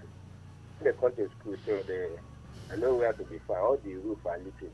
So please help me tell our governor and our local government chairman that they should remember all the community. I'll come there and do something for us so that they will help the balance. Okay. Thank you. All right. Thank you. Right. So this is it. If you're wondering what it is like, what eyewitness report is for or is like, this is exactly what it is. What have you noticed, right, in your area that you think is worth talking about, right? Welcome. Hello, Queen. Yes, welcome. Good evening. Yes. Good evening. This is General Ololo, the unknown soldier. All right.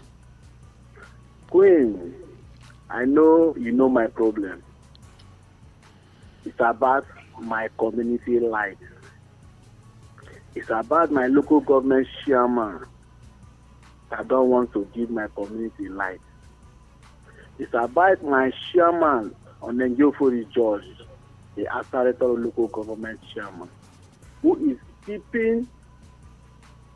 putting the people of Manama and Gulama in billions of darkness. I will not go tired. I will keep telling you this thing, Queen, on any of your programs. You are on current. Queen, please call on Njofori George to keep my community light. Because there is no light in that community, the people of that Manama community are going through hell. Don't put water. People come. There's no solution to do community telling you. If you buy a leaf, we will do down to begin alone is 1,005. Coming is 1,005. Just for you to get 1 liter, you spend 3,000 naira. All because no light. Queen, please help me. Talk to Onengiofori George. His name is Onengiofori George. He's the chairman of Asayatoro local government. So remember the people of Minama and fix their life problem for them once and for all. It is not too much for we to ask. How long have you guys been without power? Hello? How long have you been without power? Hey, Queen. Since the best performing chairman left that office, Honorable Jukai Flag Amakri left office, the people of Minama is under darkness. It's more than 10 years now. We are under darkness. So many caretaker chairmen have come and go. So many local government chairmen have come and go. No one has even tried to fix it. None of them have made an attempt. Please. And today, when I'm listening to radio, I hear my chairman and Onengiofori George commissioning INEC offices, building INEC offices. That is not what the people of Asai Toro want. The people of Asai need light and water and security. Please help me and talk to Onengiofori George that this is what the people of Minama and Angulama are passing through. This is what I, General Ololo, aka the unknown soldier, this is what I want for my people. Thank you very much, Queen. All right. Thank you for calling. Right, 0810-9510-951. That's the number that you can call. 0810-9510-951.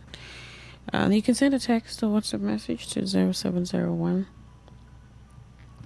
9339962. Right. And what is your eyewitness report?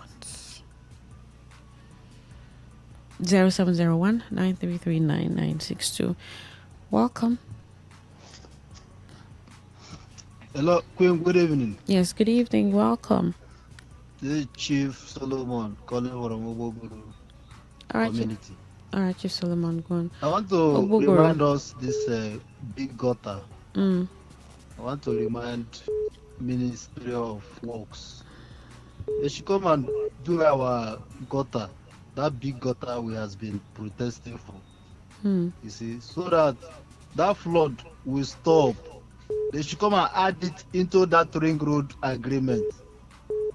Because after this ring road now, they will forget about it. So they should come and do it now, together with the ring road. And our health center also. And our town hall. You see, the ring road has put down our town hall. So they should come and rebuild it for us. So that is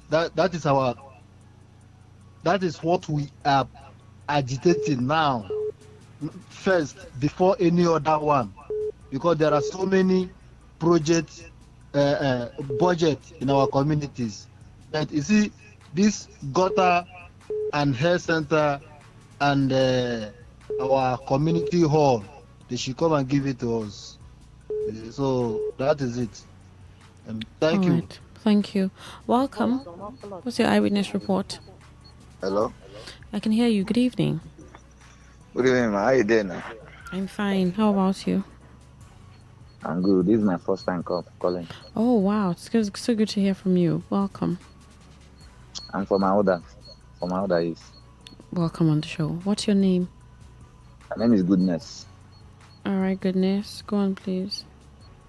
My eyewitness report is that my own community, that is the secondary school where me have been go for my own community. If you go now like this now, the whole of the session, the thing don't come out roof finish, that it has been abandoned because of how bad it is now. Students are no longer learning there again. And the chairman says of my local government, he doesn't even do anything. And you see the school like this, see our local government, our community is close to local government. But all this one, even this year I don't present budget, but I don't even know what use money do safe. I don't even know what in the budget when they budget for. Don't think the way then this year don't go, and people are still suffering because of how bad that place is. They are no longer learning again. Things really affecting my area. Okay, no problems. Thank you for your eyewitness report. Welcome. What's your eyewitness report? Hello, good evening. Yes, good evening. Eyewitness report. I was passing a government. Can you speak up, please? I said I was passing a government school this morning. Walking children outside, flogging them for late coming. I don't understand. Are you these children? You're supposed to go and flog their parents or these children? Is it a public school? Yeah, it's a public school. You bring your that money. That money. Did you tell your parents about that money? You didn't say no. They flog after. Is this children supposed to pay the money you levy on parents? Are you not supposed to go and flog their parents at in their houses instead of the children? Are they working?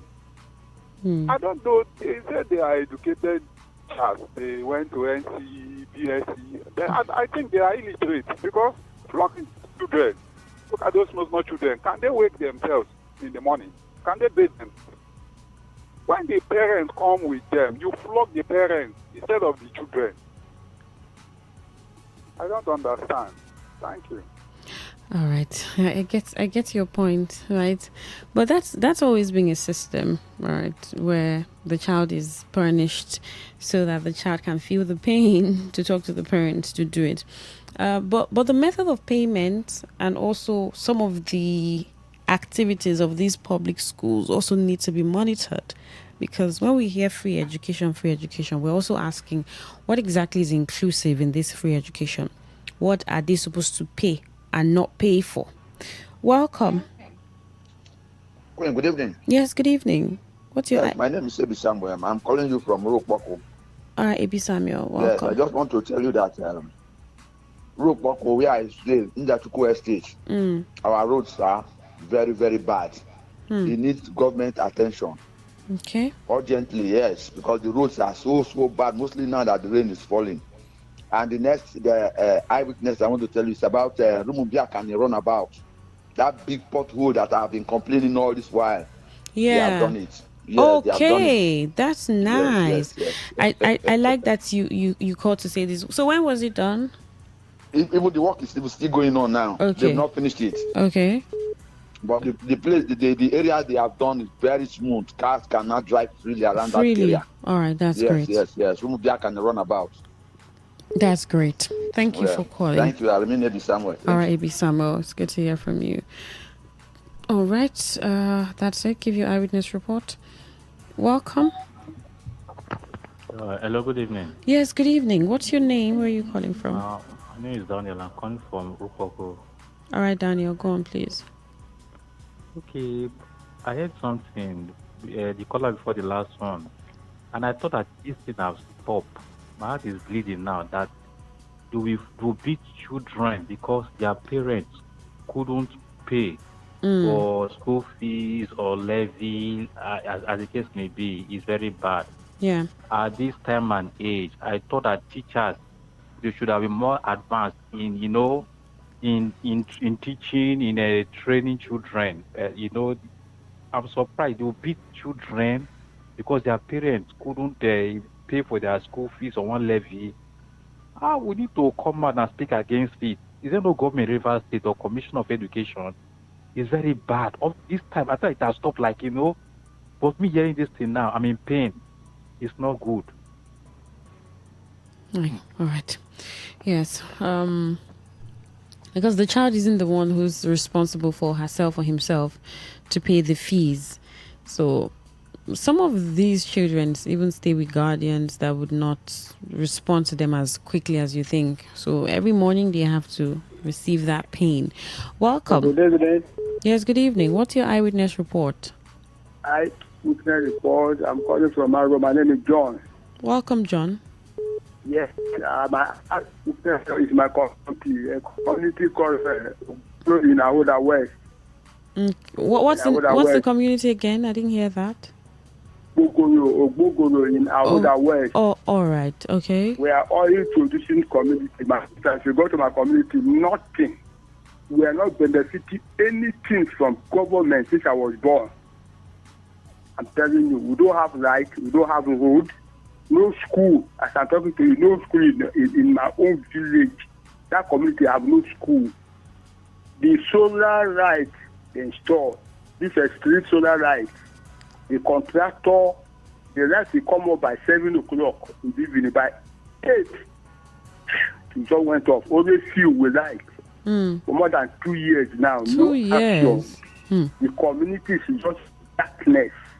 So government should help us. We are not benefiting anything from River State government. Please, government to come and rescue us. All right. That is my eyewitness. That is the community that this Bona Boy come from. That is the Bona Boy community, village. All right. Thank you for giving that eyewitness report. This person chooses to be anonymous and it says, I'm talking from Igruta. We have not had power since this year. Help us and ask PAGD why we don't have power in Igruta. Igruta market is very dirty. The place is infested with sucking blood and multiple taxation by the people is too much. The small children selling sachet water are forced to pay 500 naira. Local government collect money from the traders, hence display their wares on the median, causing go slow on the road. You can come and investigate. Thank you. Some urgent attention needs to be paid there. Welcome. What's your eyewitness report? Good evening. Yes, good evening. My name is Chiwendu. Chiwendu, please go on. See, my eyewitness, our family school for room of brother. Okay. There is children and going on there. And the way they charge the parents, each children 2,500 naira. That I can't understand from my eyewitness that somebody has offered to do that thing from government 1,000 naira. But the principal there is collecting 2,500 naira. I'm not happy with that situation. The NIN for children going on now. They are charging children 2,500. Why? Somebody from government has come to me, the principal, that it's 1,000 naira. People refuse to carry that work if to the person of 1,000. Other took it to the person of 2,500 and collecting 2,500 for each picking. Me, I took my own children, go to another place and do it. 1,000 naira. No good. Thank you. All right. Thank you. We'll take this commercial as we get back. We'll take a couple more calls and wrap this up. Remember that 9 o'clock, Runa will be here for the thrill. You're still listening to Today 95.1 FM, Voice of the People. Good evening.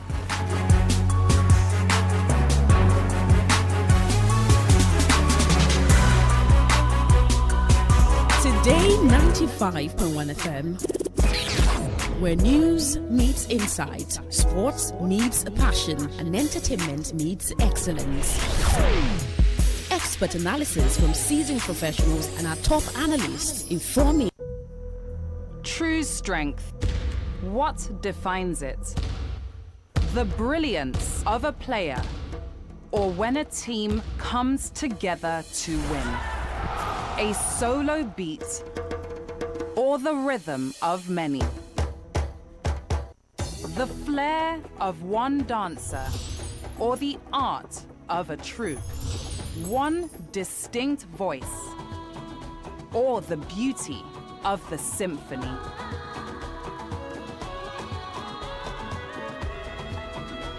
At FCMB Group, we build ecosystems, empower communities, and create the future. Because we believe it's not just one, but the power of the group that delivers the future we all desire. FCMB, the power of the group.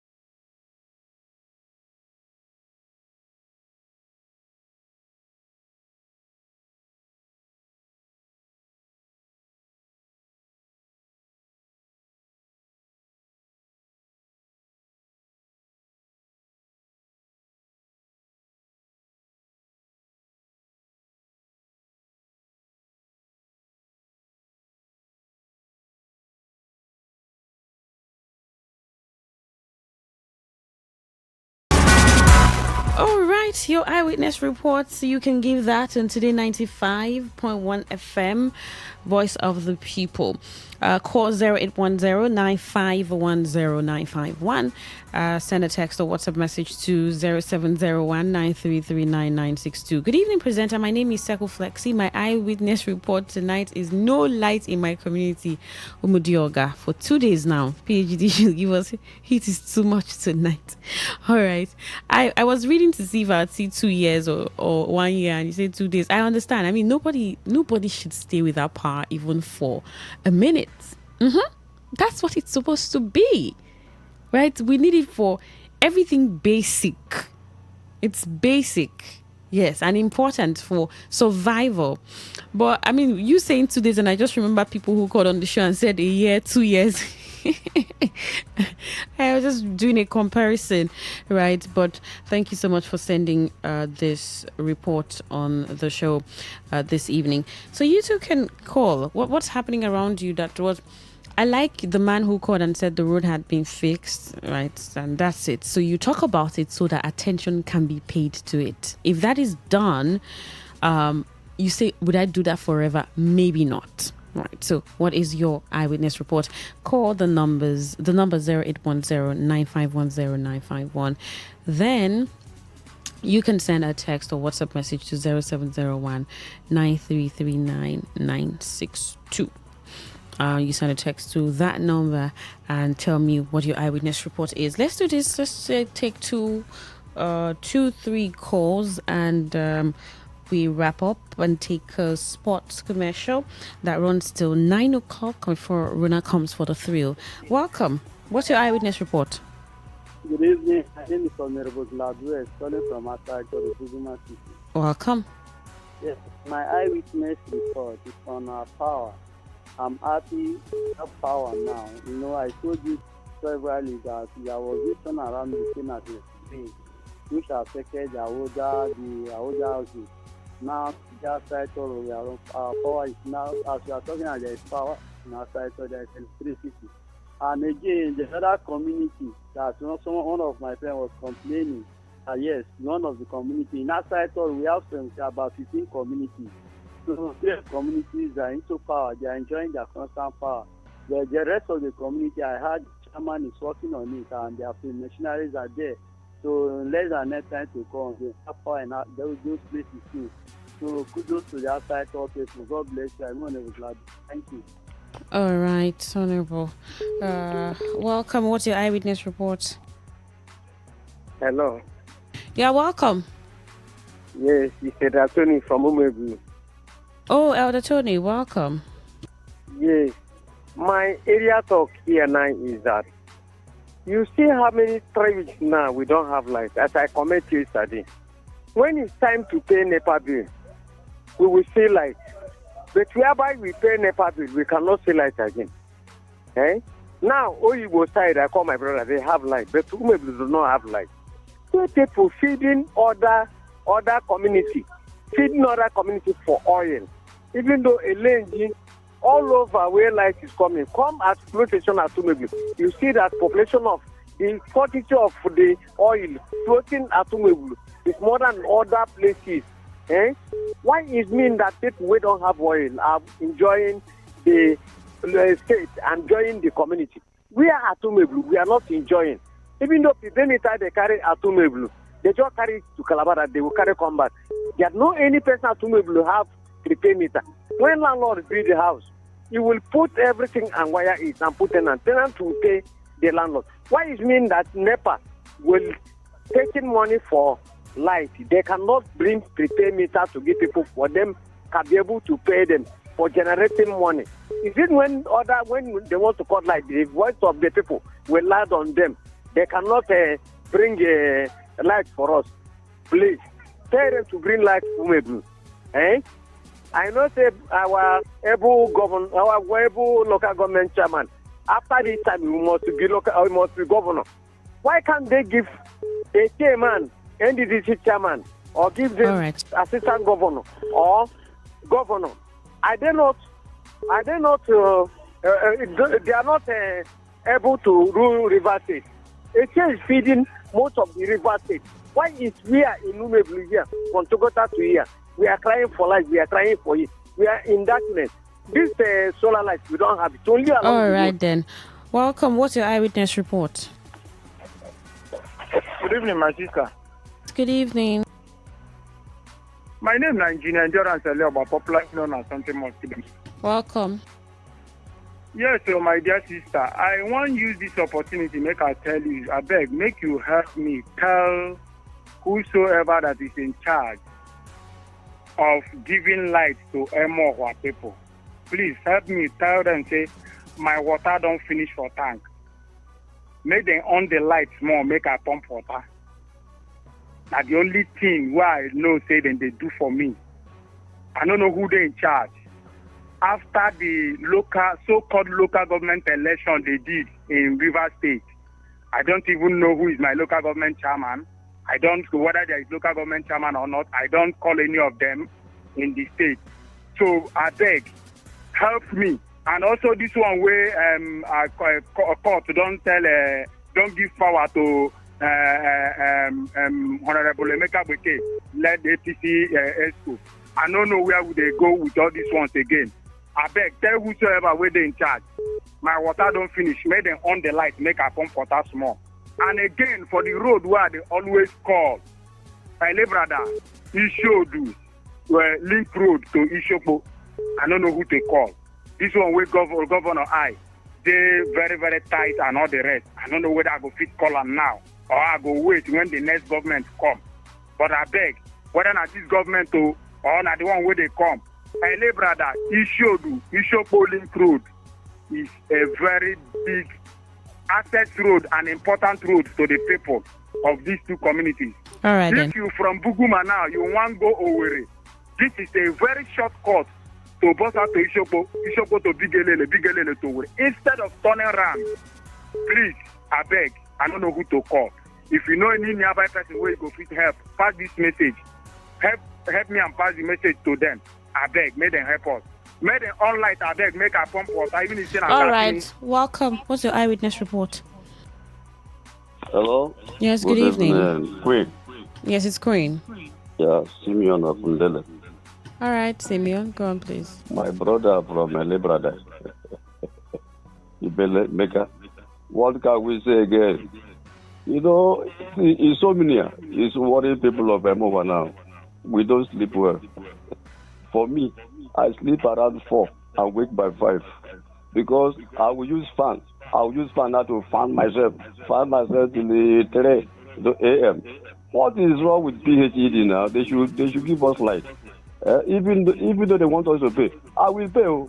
All of us will pay, but give us light, constant light. That is all what we want now.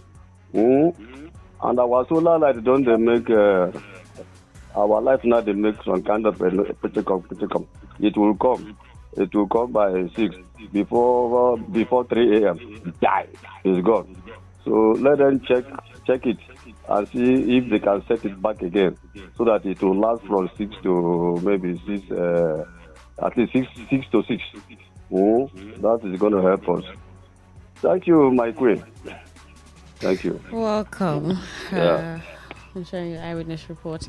All right, this is a message. Good evening, Ma. In Umuchiulu Alo Farm Road, the government should help us. Our road is very bad. Okay. Thank you for sending that message. I hope that they do really help you. All right, that's it. Let's wrap this up here. 2045, we'll take this. Okay, maybe we should just take this one right before we say good night. Before I say good night to you. Welcome. What's your eyewitness report? Hello? Yes, I can hear you. Welcome. I can actually hear you. Can you hear me? Welcome. Welcome. What's your eyewitness report? Hello, good evening. Yes, good evening. Yeah, still calling from LA, brother. I am Soti. All right, go on, please. Which is from LA, brother. My brother, something must in my house, said it. And please, this road is very, very vital, too important to us. See that Calabari people can move from their place to Port Harcourt on an easy way, not even waterway. Yeah. So please, you push your help us. And secondly, we can hardly have in a week, but even 10 hours. It's very hard, yes. I don't know how the grade. Look at what the local government has done so far. From Abba Power. I don't know where our own power is coming from. That's my position. Let us have this thing. It empowers us. Not dashing me money is the problem. No. You understand? Teach me how to fish, not to give me fish. That's the position. Everything is just going haphazardly in this country. I might not understand, but we are here and we have to continue. Yeah. Thank you. All right. Welcome, your eyewitness report. Good evening, friend. How are you? Yes, good evening. Can you hear me? Yes, I can hear you. Okay, Obina is calling from Port Harcourt. All right, Obina, go on, please.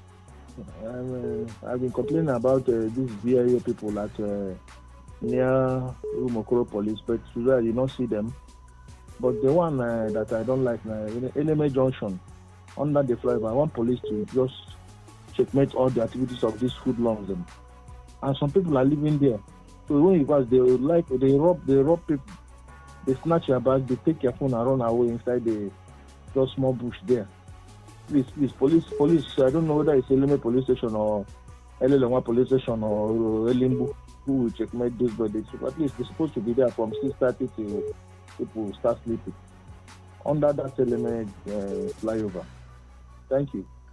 All right. What's your eyewitness report? Hello. Good evening, my being well sister Queen. Good evening. Hello. I can hear you. Good evening. Good evening. It's me, doing well, calling from my fault women. All right. You know, Queen, me, I'm a doing well leader. Where they are doing well, I will talk. Where they are not doing well, I will also talk.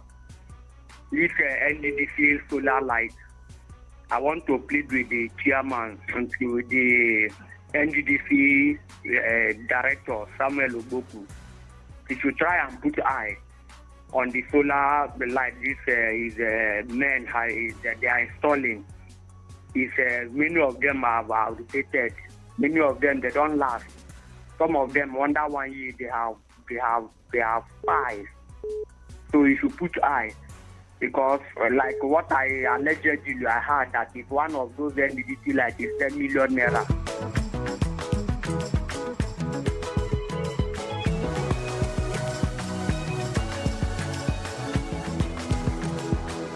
I did say yesterday that when we return, that's Olusoji Fashuba and yours truly will be taking a look at the diaspora scouts that he belongs to, and if he has been swayed by the visit of the Director General National Sports Commission, Honorable Bukola Olokpade, to allow the daughter run for Nigeria. All this and so much more as we take a quick break. When we come back, Global Sports Update. My name is Godwin Enoch, and on the other side, like I said, Olusoji Fachuba is waiting to answer all the questions that I just asked.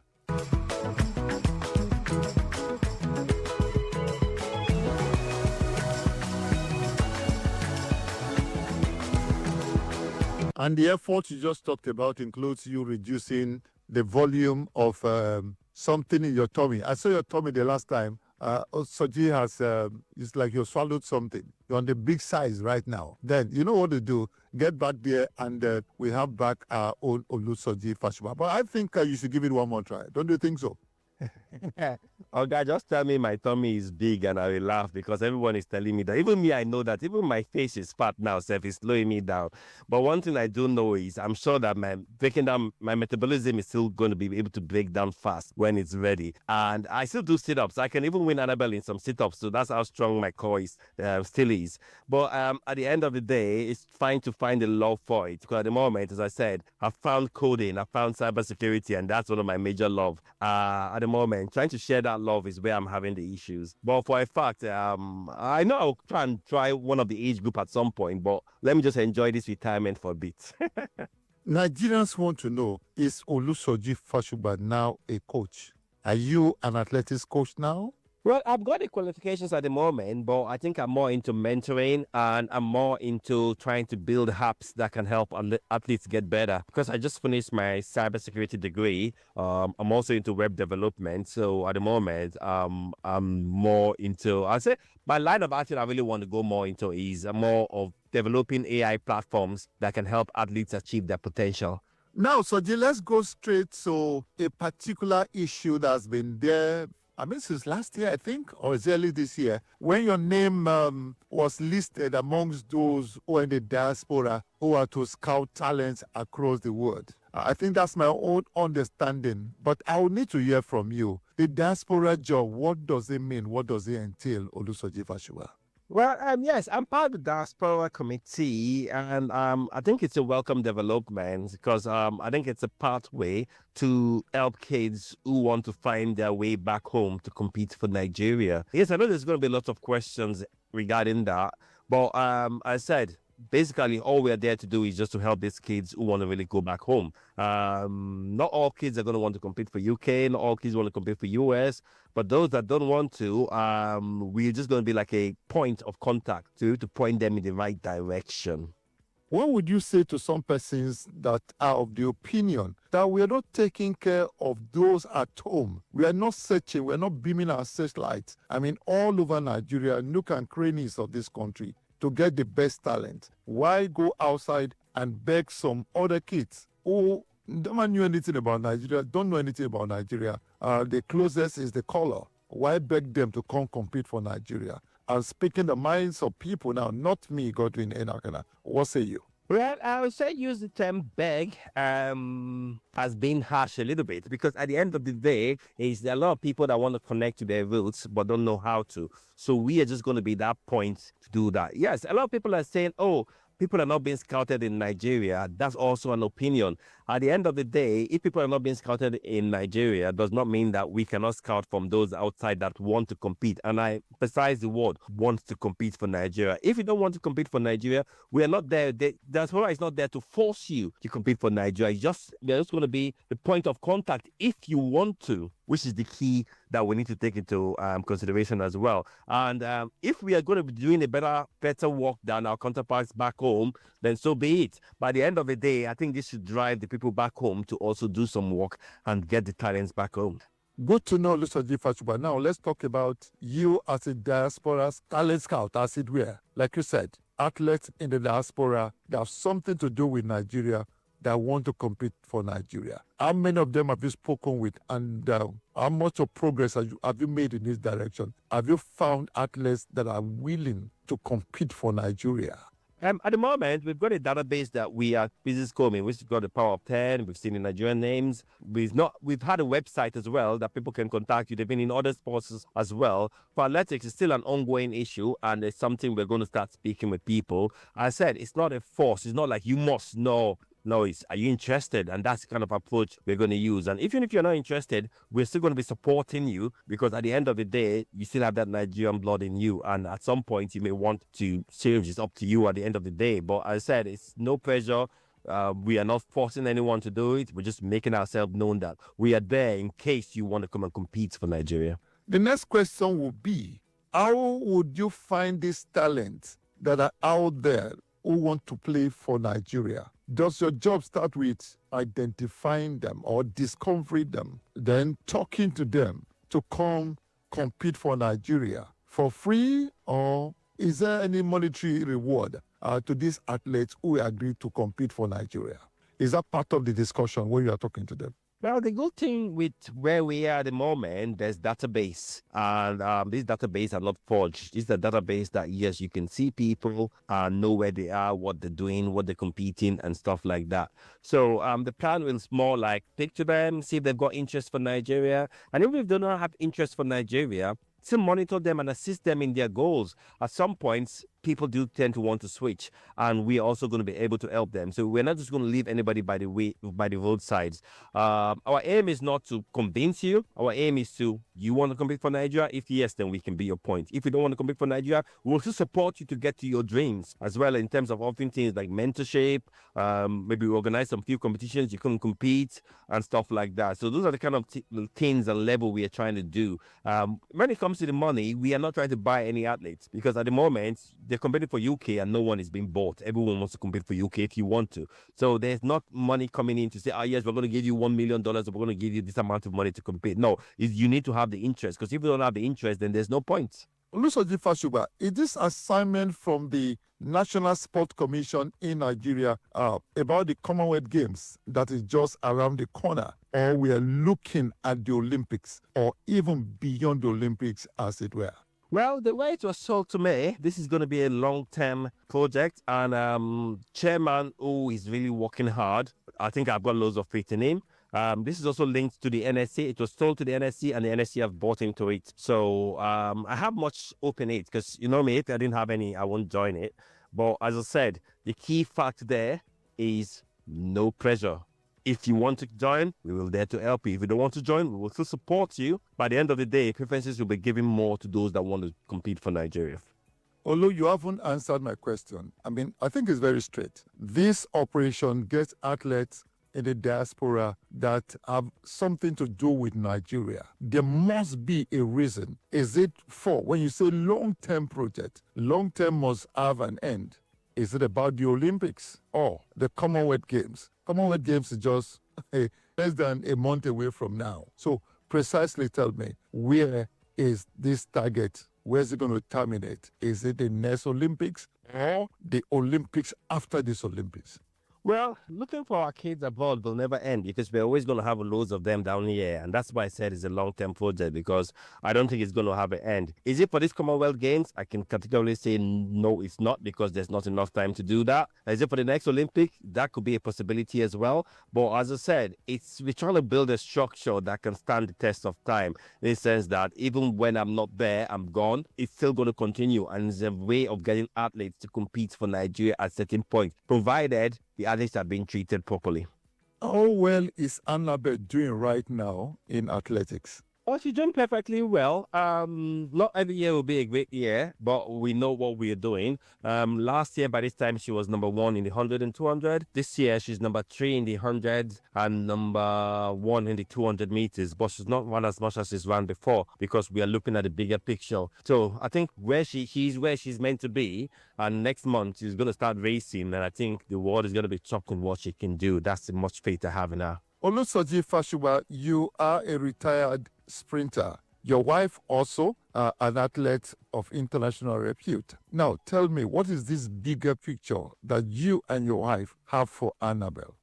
Well, I think at the end of the day, the bigger picture we have for her is longevity. The first year she started, she ran a lot of races. Every year we're reducing the amount of races she's running. This year we're going more specific, in the sense that our target is win the nationals for our age group, and then hopefully go for the record towards the end of the season. If it comes earlier than planned, which I kind of have a feeling it will, then by all means we'll take it. But she's under no pressure to be number 1 all through. But the aim is get her to run when it matters most. Still talking about looking for talent outside of Nigeria, Olusoji Fashuba. Let's talk about you now. A few weeks ago, the Director General National Sports Commission, Honorable Bukola Lopade, visited you, and it was all about your daughter. The discussion was centered around what?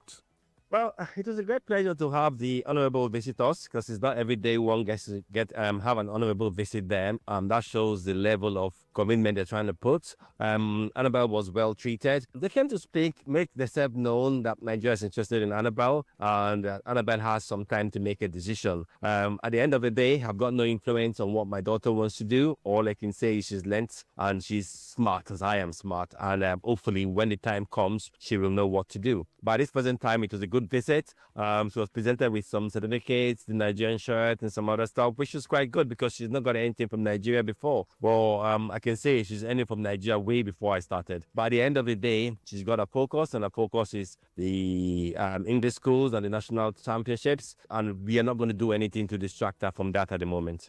And as a parent, if Annabelle comes to you and goes and she says, Daddy, Mommy, tell me what you think I should do, what would you say to her? Yeah, it's very easy.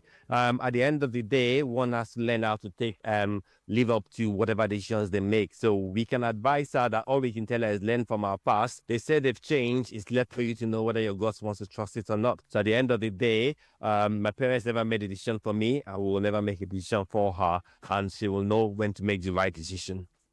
Before I let you go, Olusoji Fashuba, I want to take you back to the visit of the DG of the Sports Commission in Nigeria, Honorable Bukola Lopade, when he said to you, Nigeria wants your daughter to come and run for her. What was your response to him? Well, a very easy one.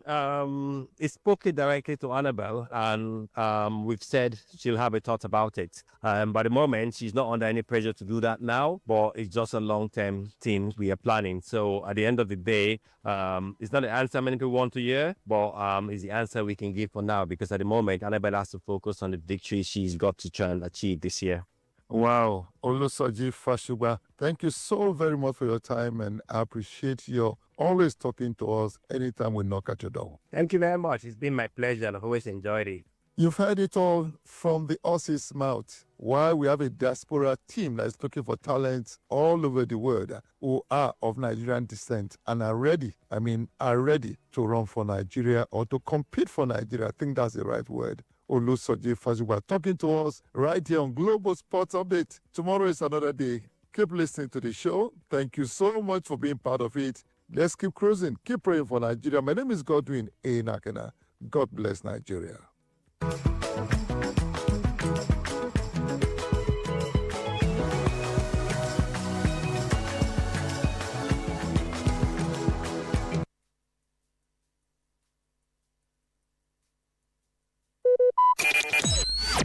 Talk radio. I listen to a lot of talk radio. 95.1 FM.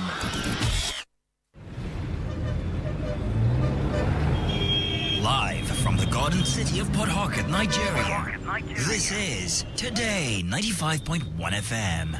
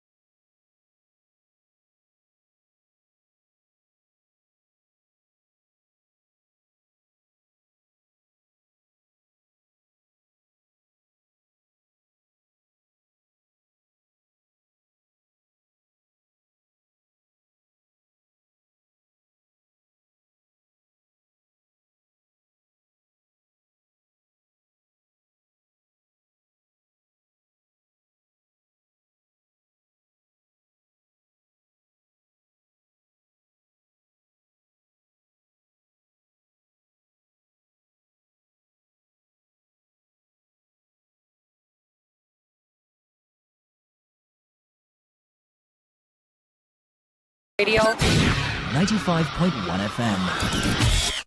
Get ready to feel the rhythm, the groove, and the true vibes of Africa. This is not just music. This is high life.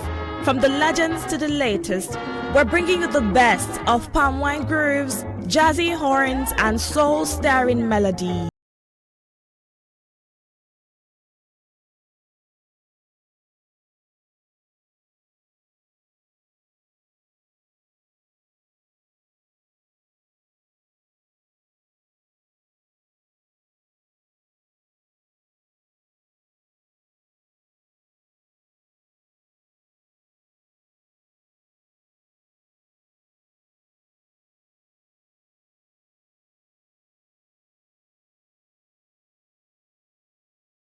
Here. Africa's life.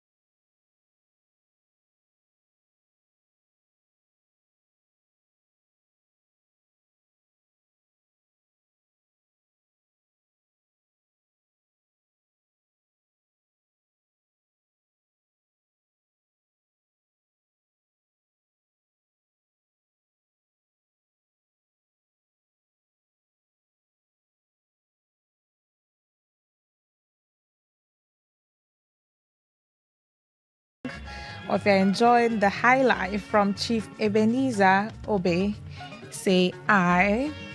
If you want me to change the song, say nay. Who has it now? The eyes have it. Welcome to the Thrill on Today 95.1 FM. My name is Rona Agbara. Here again, we're here to have a conversation with you together and, just analyze it for the time that we have. And then, of course, have you join in on the conversation to give your 2 cents, your 5 cents, your 10 cents on the matter. And this one, right, is a bit concerning because it's something that if care is not taken, it affects everybody. It affects everybody because it's something that we cannot do without. Yeah, it's something that we cannot stay without. And everyone drinks water. Everyone consumes water. And, sachet water has become the go-to for most persons. Or there are people who do not drink sachet water. They only drink table water, bottled water. But the majority are people who, drink sachet water. There are people who buy it in bags to store in their houses. Just those trucks and vans. What is called that? Their thing that's to carry water. When they're passing your street, you just buy it in bags and keep. There are people who buy, from stores and shops. So this matter concerns everybody. Even there are some places you go to and someone wants to give you go to someone's house. Oh, there are people that who don't only give you bottled water. There are people that it's sachet water. On the streets, you are in traffic. You are very thirsty. I'm so thirsty. The sun is so hot. Please, people that sell water along the road during traffic, please give me sachet water there. You just open and drink and you are on your way. You're in the market. The sun is so hot and you just need to cool your temperature. Oh, the woman selling water on her bucket or selling water on a tray on her head or, that thing they carry. Oh, madam, pure water. Come, give me water to drink. You just buy and drink, right? Easy. You quench your thirst and you go about your day. But it's like as much as basic as drinking water is, and as all of us have adjusted to that, very few people drink water from taps. I don't know, but like a very few percentage of people do that now. The majority, they do sachet water, right? So knowing now that the population or a lot of people, that's what they do, some persons have taken it upon themselves to what's the word now? Contaminate that for personal gains. Some persons have taken it as their responsibility to infiltrate that and to use it as a means to defraud people, not just defraud only, to put the lives of people at risk. Like a whole population of people here in River State, they have taken it as their sole duty. They don't care about the health of the people who consume this water. They don't care how it gets to them. They don't care the effect it will have on the population or the populace. All they care about is they want to stay in business. They want to remain in business. And I'm saying that, or I just said all of this because NAFDAC has shut down 16 water factories in River State. Not one, not two, not three. So if you say one water factory has been shut down, say, okay, maybe I'm sure that I've not consumed, maybe that one's not in my area. If it's two water factories, okay, I'm not sure I've been affected, or I'm not even sure I will be affected. It's just two now. Maybe it's in Eche, or maybe it's in Omuma, or maybe it's in, it's not in my area. But it's not 1, it's not 2, not 3, not 4, not 5, not 10, 16 water factories. And why did NAFDAC take it on themselves to shut down these 16 water factories in River State? I'll tell you why. So you'd understand that even drinking sachet water now is not even clean anymore. Oh, let's do sachet water. Only drink sachet water and bottled water. It's not even safe anymore. Like, you can't even guarantee that pure water is pure. as that sounds, you can't be sure right now that pure water is pure, because some people have decided that pure water will become impure as long as they would make it impure just to stay in business, as long as they stay in business regardless. Sometimes we're the one doing ourselves though. Sometimes we are our problem. We have a lot of issues, but we also have problems that we cause for ourselves by ourselves. Is it greed you call this one now, or what? I really don't even know how to categorize it. But the National Agency for Food and Drug Administration and Control has shut down 16 sachet water factories in River State for reasons like operating without license. Let me list out the reasons before I go through, the names of the pure water factory were mentioned and the area, so we're aware, so that we'll be aware. But the 16 the sachet water factories were shut down because, number one, some of them operating under poor hygienic conditions. Water is supposed to be treated special and in a very hygienic condition. I mean, that's water. That is water now. It should not be something that you produce in a dirty environment where there could be germs get into the water, bacteria, a lot of things could just get into that water, and you package it and sell it and distribute to distributors, retailers and wholesalers, and you know that this water is not clean, but you just stamp your name on it, you have your logo on it, and you just distribute it, not minding the people who consume this water and what it can lead to, and the effect and health consequences they may have from consuming this water. Have you even drank pure water before and it's tasting like, I don't even know? Water is supposed to be colorless, odorless, and tasteless. Yes, in primary school we were taught, is it the features of water now, or the characteristics of water? There's a way they call it. I'm trying to remember that, but I'm not going to waste my time trying to think about that. But yes, we were taught in primary school that water is what makes up water. Water is supposed to be colorless, odorless, and tasteless. But these days, you will buy sachet water, it will be tasting like camphor. Some of them have really bad odor, and you'll be wondering, is it that they stored it in a damp place? Is it that they stored the water in a stuffy room? Some of these things that you observe when you buy sachet water is because of the poor hygienic conditions where this water is produced, the factories. That's why. Another reason that NAFDAC gave for shutting down these 16 factories in River State is some of them, they use dirty filters. Can you imagine? Dirty filters to filter the water that they package in bags and bottles.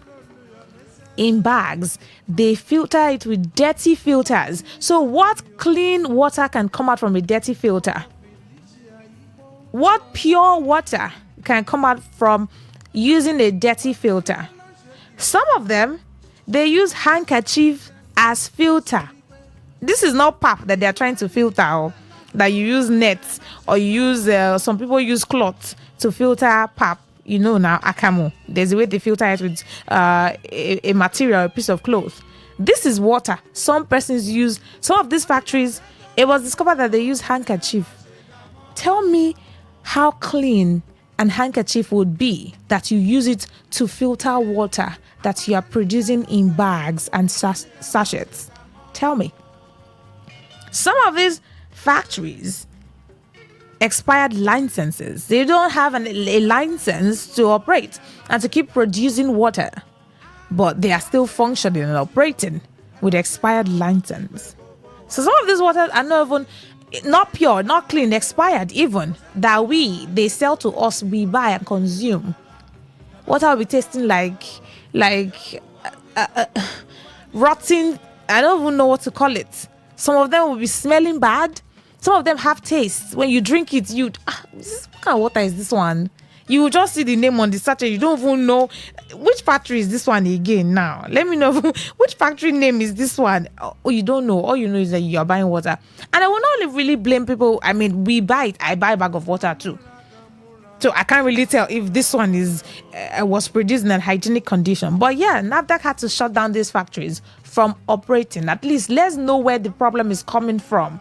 Let the ones who have real license operate. Let the ones who know that you have to produce water in a hygienic condition, let them be the one operating and producing and selling to us. Let the factories that know that you cannot use handkerchief as a filter, you should not use a dirty filter or handkerchief for clothes. Let those ones that know that you should use the proper filter to filter water be the ones that will be operating, so that we can at least drink pure water that is pure. Let's not add that one to the list of our problems. Let's not add it to the list of our issues. We are battling this and battling that. And that's drinking water that is not pure again. What's going on? Going forward, right? Some of these factories also, their labeling, they have lapses. Have you seen some sachet water where the name is not even complete? It's not funny, but now that I think of it, the labeling, you don't even know. The logo, you can't understand the name. It's a lot. And some of them have wrong factory address. They'll write number 20. Let me just use East West Road.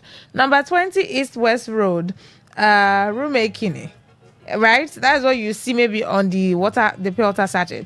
And you see Parana table water. Parana pure table water. But when you say you want to go to that factory now and buy bags, maybe you are a retailer, you want to buy bags and sell in your shop, you discover that the address on that sachet water, it does not exist. Some of these people are producing this water in their backyards, in their houses. There's no factory anywhere. Some of them do, not all of them. You know, the ones who have their issues have. Some of them are producing the water in an unrecognized storeroom and storage house, termed as a factory. Wrong label, wrong address, everything wrong. So let's read the news properly and see, how it got to that point, and the names of the factory ever mentioned, better. The National Agency for Food, Drug and Administration Control has shut down 16 sachet water factories in River State for sundry reasons, including operating without license. NAFDAC said the factories were shut when its officials carried out an enforcement operation in some local government areas of the state. NAFDAC Director South Zone Chukuma Oligbo disclosed this in a statement issued in Port Harcourt over the weekend. The statement, signed by Cyril Monye, NAFDAC's Public Relations Officer, South Zone, said the operation took place in 4 local government areas of River State. He listed the local government areas as Asaritoru, that's 1, Akukutoru, that's 2, Dengema, 3, Ikwere, respectively. Now, these are the 4 local government areas that the factories were shut down.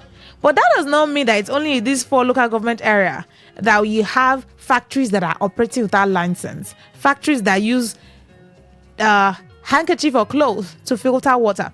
Factories that have a very dirty environment. Factories that have wrong addresses that are not even real factories. Sachet water that have no proper labeling and all. Because some of these factories that were shut down in Asaritoru, Akukutoru, Dengema, and Ikore, they may have distributed to other local government areas.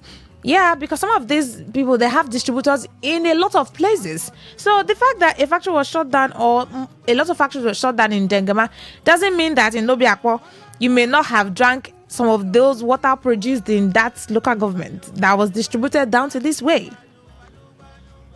You see the issue, because distribution takes place and you cannot really tell how far and wide some of these sachet water bags are distributed. But yeah, these are the 4 local government areas where they shut down the 16 factories. Oligbo warned producers of sachet water to stop producing unregistered packaged water. Let them help us, please help us. As we're trying to help ourselves, we should.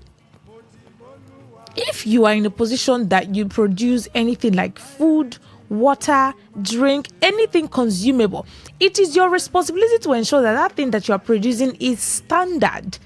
it is clean. It meets all the requirements for production before you put it out there to distribute. You don't know that dirty water, unclean water, pure water can cause water disease in somebody's system and body. It can over time break down someone's immunity. Yeah, someone's immune system can get disturbed or disoriented because of such a water that they consume that is not good. You drank 1, 2, 3, 4, 1 bag, 2 bags. Over time, you're probably just taking something that's going to affect you in the long run. They should help us, really. Now, they say that those with expired license should initiate a renewal. If your license is expired and you're a factory owner and you produce such a water, please go and renew your license. Go and renew your license and stay in business. Stop cutting through corners because you want to stay in business and putting the lives of the populace at risk. I beg you, we beg you. Now, he says that they should renew their license or be prepared to face the wrath of the law. So the ones who were caught, their factories have been shut down. They're out of business as it stands. At least their distribution will not reach places anymore and their water will not be in circulation anymore. Now, the statement partly raised the operation which was carried out in the 4 local government areas led to the closure of 16 sachet water factories, while their owners were invited to the NAFDAC office. Come and explain yourself. Come and explain why you're using handkerchief to filter water. Yeah, owner of factory, come and explain why where you are producing water, there are flies and heap of dump and refuse all around it. Come and explain what's going on here. The sachet water include, the names of the sachet water.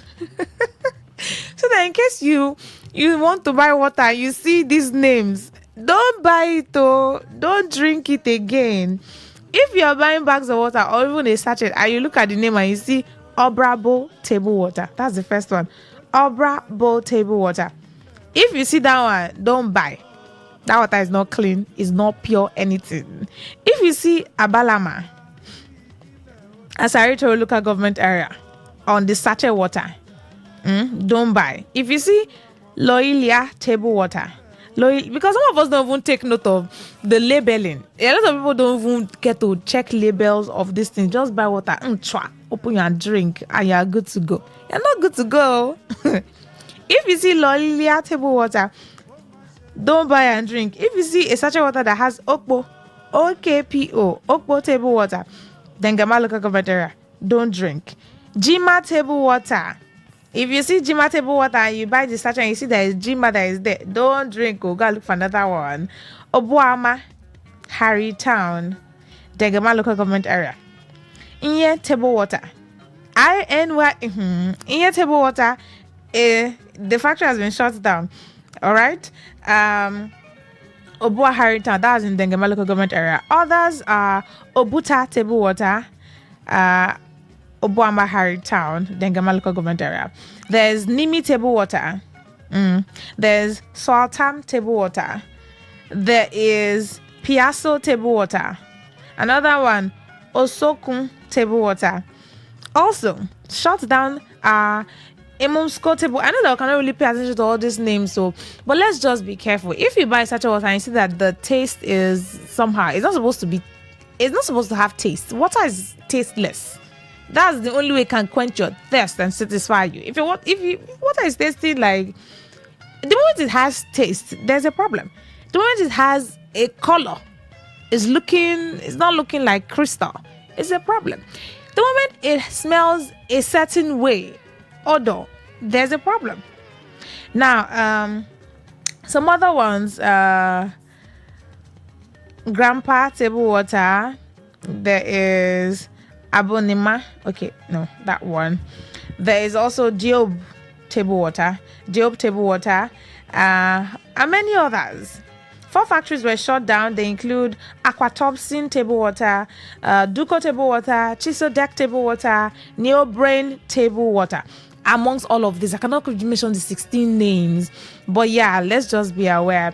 The NAFDAC director, South, revealed that the sachet water factories were operating under poor hygienic conditions and all of these other reasons I mentioned. Oligbo further warned against seating of factories in a filling station, pointing out that it's against NAFDAC regulations. Why will you even have a water factory beside or inside a filling station. How can you produce water inside a filling station? So you want to contaminate it with oil or grease or whatever. It's against the NAFDAC regulation, saying that the agency will not hesitate to permanently shut down such factories if found. Such practices, he added, were against the law that established the agency for producers to obstruct NAFDAC officials from carrying out their lawful duties, and those that indulge in such act risk their arrest and prosecution. He said there will be no hiding place for any clandestine production of ratchet water, as the agency activities covers all parts of the state. That's River State. While noting that the hard times are with unscrupulous producers of NAFDAC-regulated product, Oligbo urged the public to always report to the agency whenever they observe any unwholesome and illicit productions or sales of unregistered NAFDAC-regulated products. Some of this water don't even have NAFDAC number. Oligbo said information will lead to prompt action from NAFDAC officials, thereby preventing such illegal product from going into circulation. NAFDAC has in recent years intensified enforcement operations across the country as part of efforts to curb the circulation of unwholesome food, drinks, and counterfeit regulated products, especially sachet water produced under unsafe conditions. That's like the summary conclusively of the whole conversation. But the question now here is, so even drinking sachet water is not clean anymore. So what would we do now? If we cannot be sure now that pure water is pure, should we start going to the stream to drink water? Should we now drink water from the stream? At least that one is nature. God created it. Yeah? So maybe we'll just go to the stream and fetch water with our pots. Is that what they want us to do? We should go back to the olden days, or go to the river and fetch drinking water. We're trying to reduce waterborne diseases, and no one even drinks water from a borehole or taps anymore. So let's do table water, sachet water, bottled water. And now there are people who are contaminating it and giving us spoilers to drink. What do you think we should do now as it is, since we cannot guarantee that pure water is pure? My brothers and sisters, I open the phone lines by 9:40. Yeah. Okay, it's 9:33 right now. I open the phone lines by 5 minutes. In 5 minutes. That should be 9:38. Yeah, open the phone lines by 9:38 to have you join in on the conversation. I have had an experience of drinking sachet water that it just had a very weird smell. The moment I drank that water, like just one gulp, it smelled bad. I even had to ask, like, why is this water smelling like this? Someone said, maybe it's where they kept it though. Maybe it's the place they stored it though. Maybe it's this, maybe that. The water was smelling like it was stored with meat and fish. I should tell me that I'd see the fridge now. It's only drinks and water I put here. I don't put meat of it. But why did it smell so bad? I did not drink it again because the thing was not even, it was just very weird. Who knows? If that was some of the production of some factories who they produce their water with handkerchief as filters, who knows? It's really terrible out there. The things some people would do just to make money and to stay in business. Let's do the song break and then we'll come back to have the conversation with you. Please stay with me. My name is Rona Agbara. Ohun ayé kò lè ṣe o. Jésù ṣe fún mi. Ohun ayé kò lè ṣe. Jésù ṣe fún mi.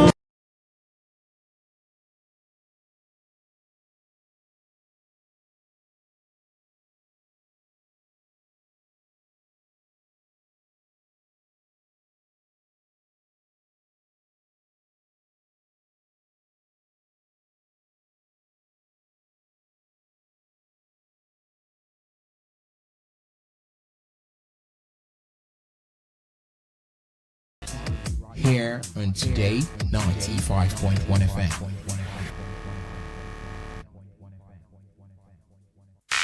Unleash the power of the airwaves with the ultimate radio experience.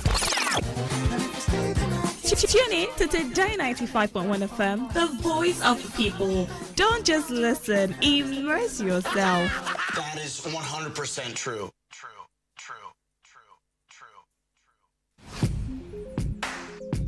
Looking to grow your business? Ready to elevate your brand and reach the right audience? This is your moment to take your brand to the next level with Today 95.1 FM. Your trusted voice, reaching thousands of listeners every single day. From startups to established brands, we create powerful advertising solutions that boost your visibility and drive real growth. Our affordable advertising packages are designed to give your business maximum visibility and real results. Don't just advertise where people are listening. Call us today on 0818-389-2850 or visit our station to book your slot. Now, at Today.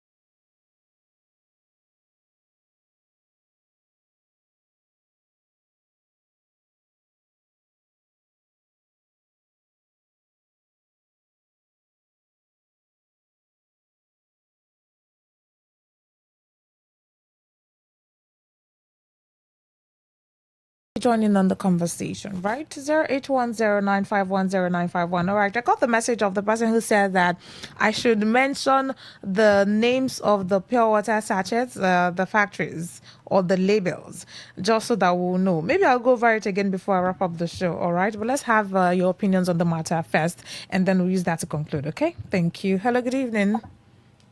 Rona, good evening. Good evening to you. Welcome. Thank you. How is work? Very well, thank you. It's gift from the All right. just something, just to see that just what something that Yeah. they are so stubborn. This is the reason why I say they are so stubborn. They know that the president, Jagabar, is tax man. Tax can't go and pay their tax. That's the reason why they shut down this factory. They shut down the factory because they did not pay their tax?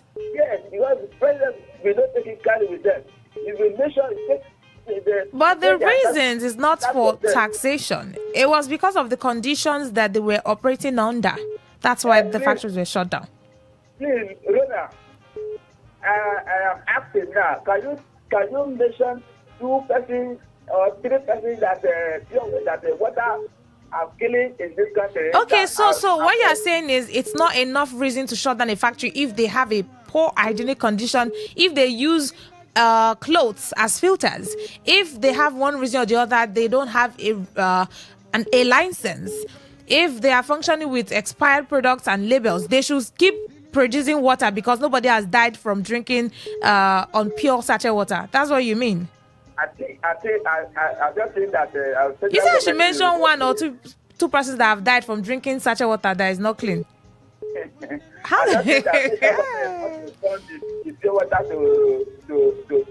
That's not it. Okay, I did not. I'm not. It's not assumption. All right, this is like really what happened, and the names were called out. It's not like we're saying is like or they say. It's not they say.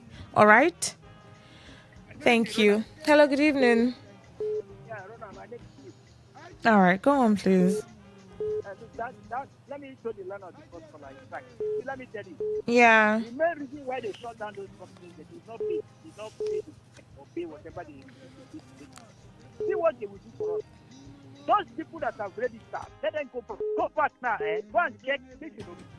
Go and check those companies they shut down. Yeah. They say the water is not hygiene. Mm. Go and check the ones. It's homework I'm giving you.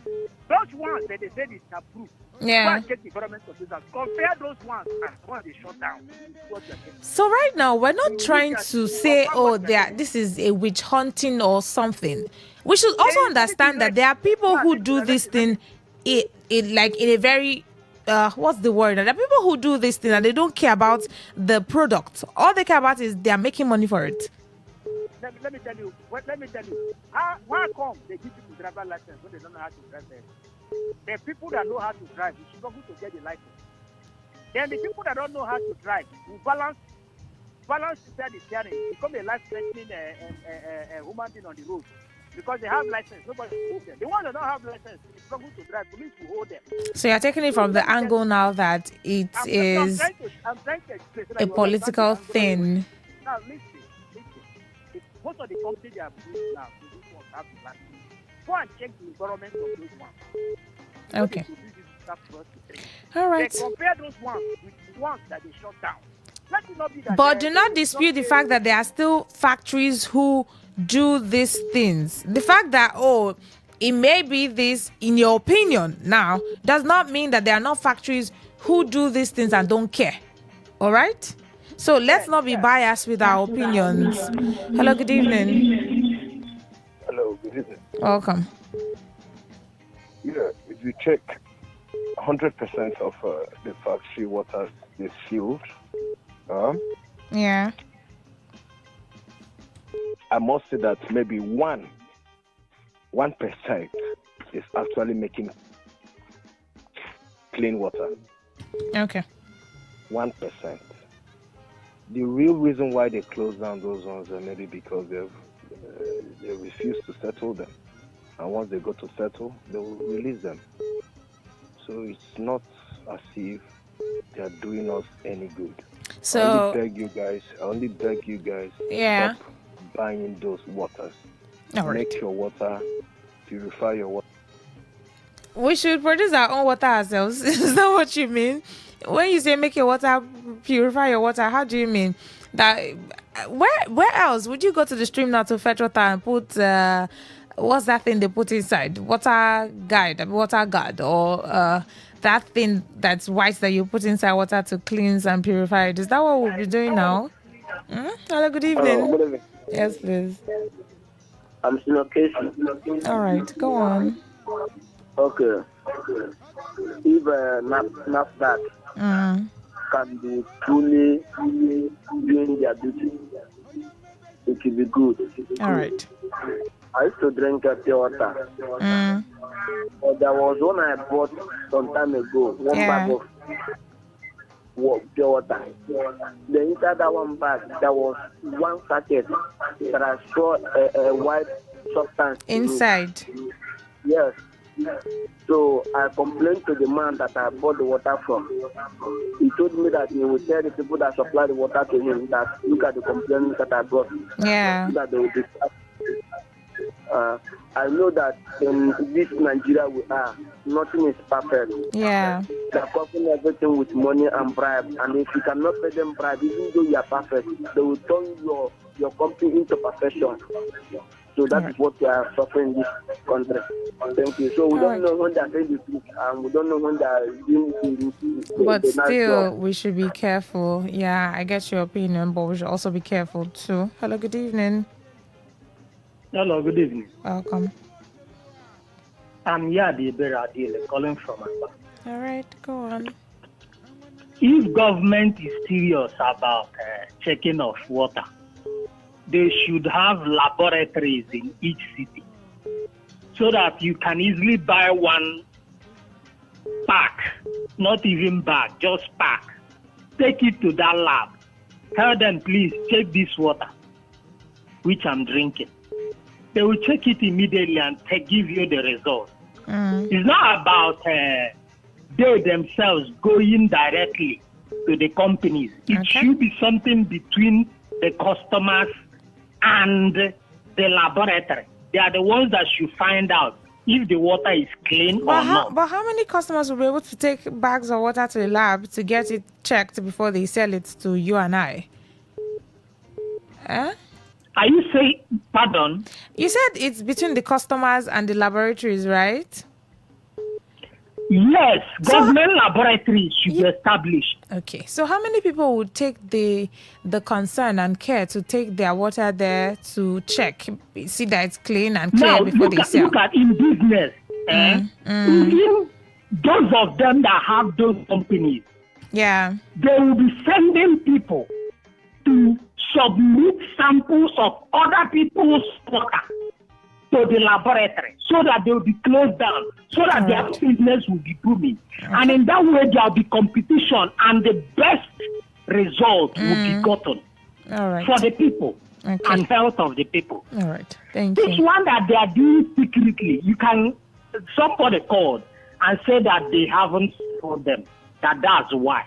I hope you have the what that person said. Yeah, I they heard what haven't you settled said. them. But he can't say that is the case. That's his opinion that, it may be that they have not sorted. Maybe that's why this happened. It's not like I'm putting it to you that is what really happened. All right? It's an opinion. It's an angle that he was bringing on. Hello, good evening. Good evening, my sister. Yes, please. Good evening, my sister. Welcome. Yeah, Mr. Kure is my Go on, please. My sister, this water factory we are talking about, Yeah. if we can be sincere with a Christian mind, then we're supposed to know that millions of people have died because of our negligence of not government producing better water for us. Okay. In the name of we want to mention about, let me get water to earn a living. You get a factory that at the end of the day, it kills a lot of people. The easiest disease that can kill people is this water. Exactly. Now, if actually government can be sincere with the Christian mind we are talking. When people say because of money, must it be everything we talk about money something? When you know that government cannot provide water for you, All what right. they are providing, some places they are bringing this water, go and see what is happening there. You will pity because the person who is providing the water do not have the wisdom, the knowledge. The wisdom is not there. He's not a biological person. All right. Thank you. Thank you for your opinion. Let's take more calls. Let's see if we have some messages here. And then we'll get back to calls. Let's take this one. Hello, good evening. Yeah, good evening, Rona. Welcome. The reason why this Honorable Chris Okri, the reason why we are discussing this now is just the failure of government. Okay. It looks as if we don't even have government. I produce water by myself. What are they going to say about the people in the village? They didn't even see pure water to drink, talk less of. Is it not the borehole and the stream water? River. Stream. Yeah. Stream. Along the road, you just go there, you use your bucket, you supply it, room, you carry go house. Who they check all those things? Something at times, I am telling you now, go to the village now, you see what are they talking about? You want to seal which of the factory? You see the factory, how many do you open? Which one is government? So what are you saying now that because government did not open that factory for people to buy water? So because government did not open it, then the people who open it and are not doing it well should continue doing it like that. As they close that one, they ask people to come to their own factory and buy. They have. You cannot be able to open. They close the one where help you. Please, Chris, I beg. You've given your opinion. Thank you. 08109510951. I'm still taking calls on the matter though. And yes, before I wrap up, I'll mention the names of the sachet water again. For those who have magnetic memory or so you can, put it in your mind. So that when you see sachet water that has that name, say, I beg, I cannot drink this one, no, madam, change them. Hello, good evening. Hello, Rona, good evening. Welcome. Yeah, original, I call from Chukwuchi. All right, go on. Yes.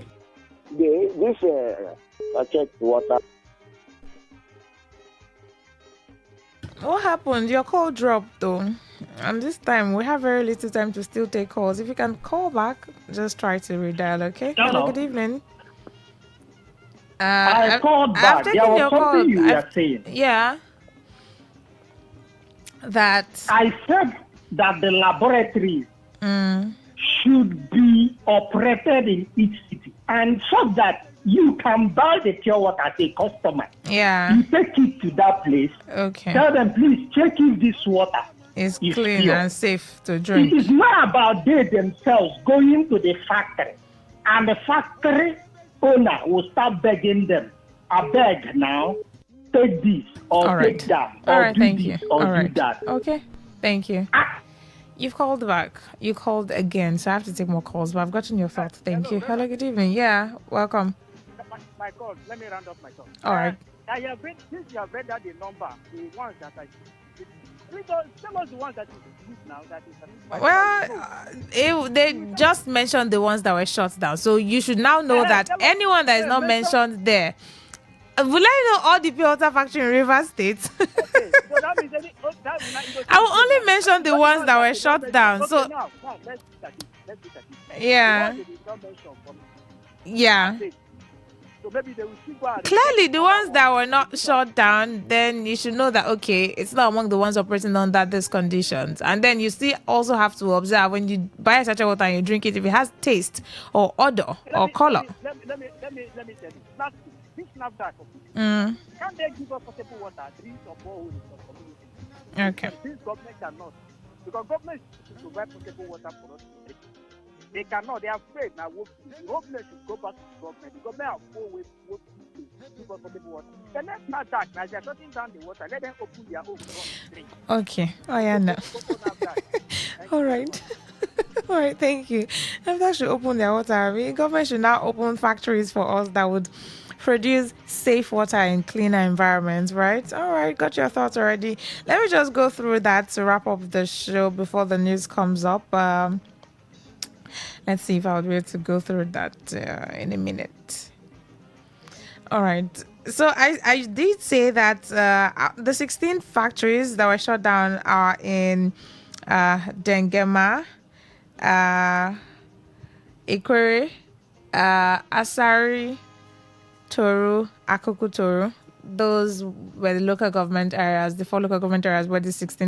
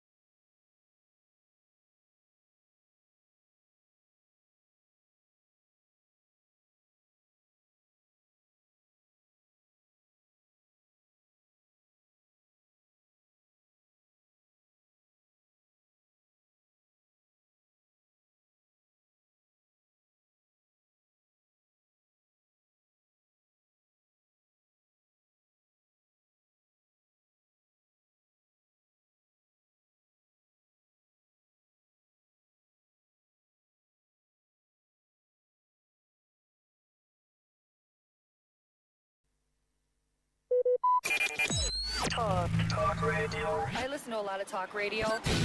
95.1 FM. Whether it's happening in Port Harcourt, South South, Nigeria, or around the world, we've got you covered. On air, online, delivering balanced news and unbiased analysis. Today, 95.1 FM. This is Today, 95.1 FM, Port Harcourt. News.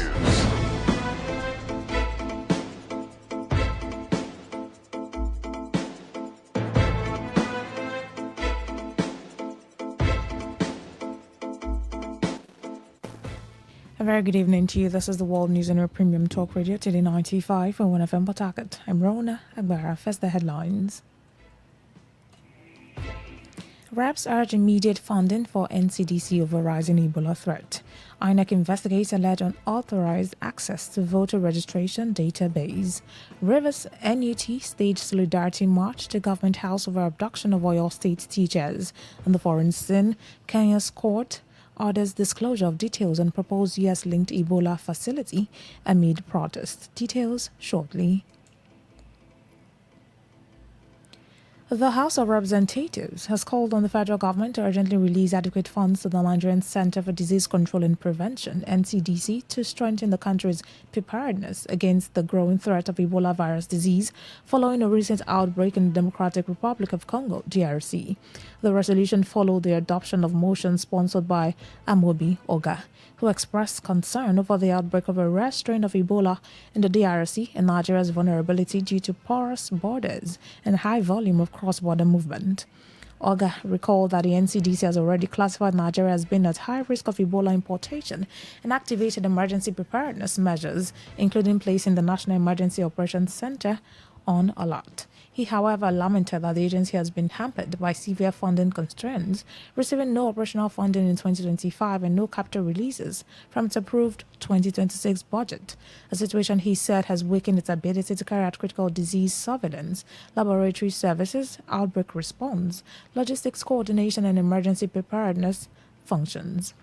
Supporting the motion, Billy Osawaru praised Nigeria's successful containment of the 2014 Ebola outbreak and paid tribute to frontline health workers, including the late Dr. Stella Adadevo, whose efforts helped prevent a wider health crisis. Following the adoption of the motion, the House directed the executive arm of government to immediately release appropriated funds to the NCDC to enable the agency settle outstanding liabilities and effectively discharge its statutory responsibilities.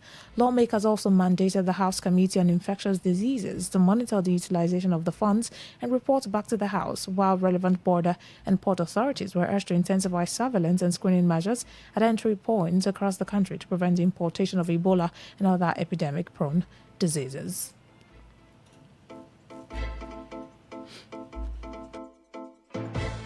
The United States Congress has called on the U.S. Secretary of State to engage the Nigerian government over the trial, conviction, and imprisonment of the leader of the indigenous people of Biafra, IPOB, Nnamdi Kanu. The call followed the adoption of Resolution H.RAS.1321 on May 22, 2026, after a motion sponsored by Congressman John James. In the resolution, lawmakers urged the Nigerian government to ensure that all legal proceedings involving Kanu are conducted in line with the country's constitutional provisions and international human rights obligations. Kanu was sentenced to life imprisonment by Federal High Court in Abuja on November 20, 2025, after being convicted on terrorism-related charges, and is currently serving his sentence in Sokoto prison. His legal team has appealed to the judgment, arguing that the conviction was based on repealed laws. The resolution also encouraged the Nigerian government to consider the findings of the United Nations Working Group on Arbitrary Detention, which in 2022 questioned the legality of Kanu's detention and called for remedial measures. U.S. lawmakers further urged Nigerian authorities to guarantee Kanu's access to counsel, adequate health care, and humane treatment while in custody. The Independent National Electoral Commission, INEC, has confirmed that confidential voter information belonging to Nollywood actor and House of Representative aspirant under the National Democratic Coalition, NDC, Emeka Ike, was accessed using valid staff credentials and subsequently released without authorization. In a statement by the National Commissioner and Chairman of the Information and Voter Education Committee, Mohammed Haruna, the Commission said it launched an investigation after reports emerged that voter registration details of the aspirant had been obtained from its continuous voter registration CVR database and circulated online. The controversy followed allegations involving Lere Olayinkan, media aide to the Minister of the Federal Capital Territory, Nyesom Wike, after the records surfaced shortly after Ike announced his intention to contest the House of Representatives seat in the FCT. INEC, however, clarified that preliminary findings showed there was no external breach, hacking incident, or unauthorized access to the ICT infrastructure. According to the Commission, the information was accessed through valid credentials assigned to personnel participating in the ongoing nationwide CVR exercise, but was released without official authorization. The electoral body disclosed that its audit trail had identified the specific user account through which the information was retrieved, while relevant personnel have been questioned as investigations continue. Minister of the Federal Capital Territory FCT, Nyesom Wike, has assured protesting teachers and civil society organizations in Abuja that security agencies are intensifying efforts to secure the release of abducted teachers and students, while cautioning against the politicization of security challenges in the country. Addressing demonstrators who staged a protest in front at the Federal Capital Territory Administration, FCTA Secretariat, demanding the immediate rescue of the victims, Wike said the federal government remains committed to ensuring the safe return of those in captivity. According to him, security agencies are actively working to rescue the victims and restore confidence in the country's security architecture. The minister expressed confidence in the capacity of the nation's security institutions to secure the release of the abducted teachers and students, stressing the need for prompt action. Wike, however, warned against turning security concerns into political issues, arguing that insecurity affects all parts of the country and should be approached as a collective national challenge. I don't like politicizing anything that happens. You have said here in FCT that teachers have been kidnapped before. Why was there no protest in the country? It doesn't mean that the teachers in Abuja are not important. You see, I tell people the truth. You have said it here that teachers have been kidnapped in FCT before. Why is it that people didn't even rose up to say, oh, let the teachers in Abuja also be released? So why is this one not particular? We're all concerned, but let us not politicize issues. That's what I will not support.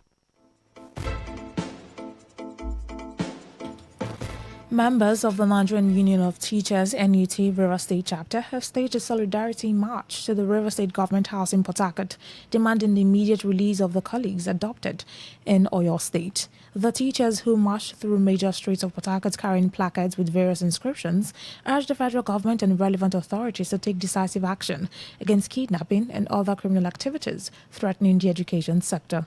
Speaking on behalf of the union, the State Secretary of NUT, Basi Asukwo, condemned the abduction targeted at teachers and called for urgent action by security agencies to secure the safe release of the kidnapped teachers and students. The union demanded for the immediate and unconditional release of the victims, the arrest and prosecution of the perpetrators, and stronger security measures to protect teachers, students, and schools nationwide. Solidarity with our adopted teachers and students still languishing in captivity, and solidarity with every teacher in this nation who wakes up each morning to save this country, not knowing whether they will return home alive. Fellow teachers, fellow Nigeria, the school is supposed to be a sanctuary, a place where the future of our nation is nurtured, shaped, and prepared for greatness. But what we have witnessed in Oyo State, a brutal attack on the school and the cold-blooded beheading of our noble colleague, is not only a crime against the education itself, it is an assault on our collective future as a people. He also called for sustained collaboration between government, security agencies, and stakeholders to address security challenges affecting the education sector. We are angry today, but more importantly, we are here to demand action. Your Excellency and distinguished authority, let it be known that what happened in Oyo State is not an isolated incident. We have seen similar acts of terror in Borno State. We have watched helplessly as schools, the temple of knowledge, are turned into theater of horror. And the question that haunts every teacher, parent, student in the country is this: who is next? Addressing the teachers at the Government House, the River State Commissioner for Education, Peter Nwago, commended the union for its peaceful demonstration and solidarity with their abducted colleagues. The commissioner assured the teachers that the government is working tirelessly to make sure that the abducted teachers and school pupils be released, while reaffirming the state's government commitment to the safety and welfare of teachers and students. Federal government at the center is doing so much to ensure that these children and teachers are released and on time. And River State government is not arresting. We are in support of what you are doing, and we are also assuring you that within the shortest possible time, these children will be released based on the effort of the federal government. For the state, we are doing all we can to ensure that our security agencies do their best in securing the schools. You're listening to the World News on Today 95.1 FM, Voice of the People. After the break, more news, foreign and sports stories. Please stay with us. Every day, every hour, when the big stories break, depend on our 24-hour news team to bring you the latest. Today, 95.1 FM. Thanks for staying with us now. The rest of our stories. The embattled paramount ruler of Rumomo community in Ekinigbo clan, Obiakpo local government area of River State, Kingsley Okabie, has accused one Goodluck Chinwo of allegedly leading suspected thugs and cultists to attack members of the Ekinigbo council after, under the leadership of His Royal Majesty, Gift Eziwo Johnson, during a meeting in the area. Eze Okabie, who spoke in an interview with Today FM correspondent, narrated how Goodluck Chinwo led some suspected thugs and ordered members of the council not to proceed with their scheduled meeting before detectives at Kala police station were contacted, and asked that the meeting be held, following a court judgment permitting Eze Gift Eziwo Johnson-led council to hold its gatherings.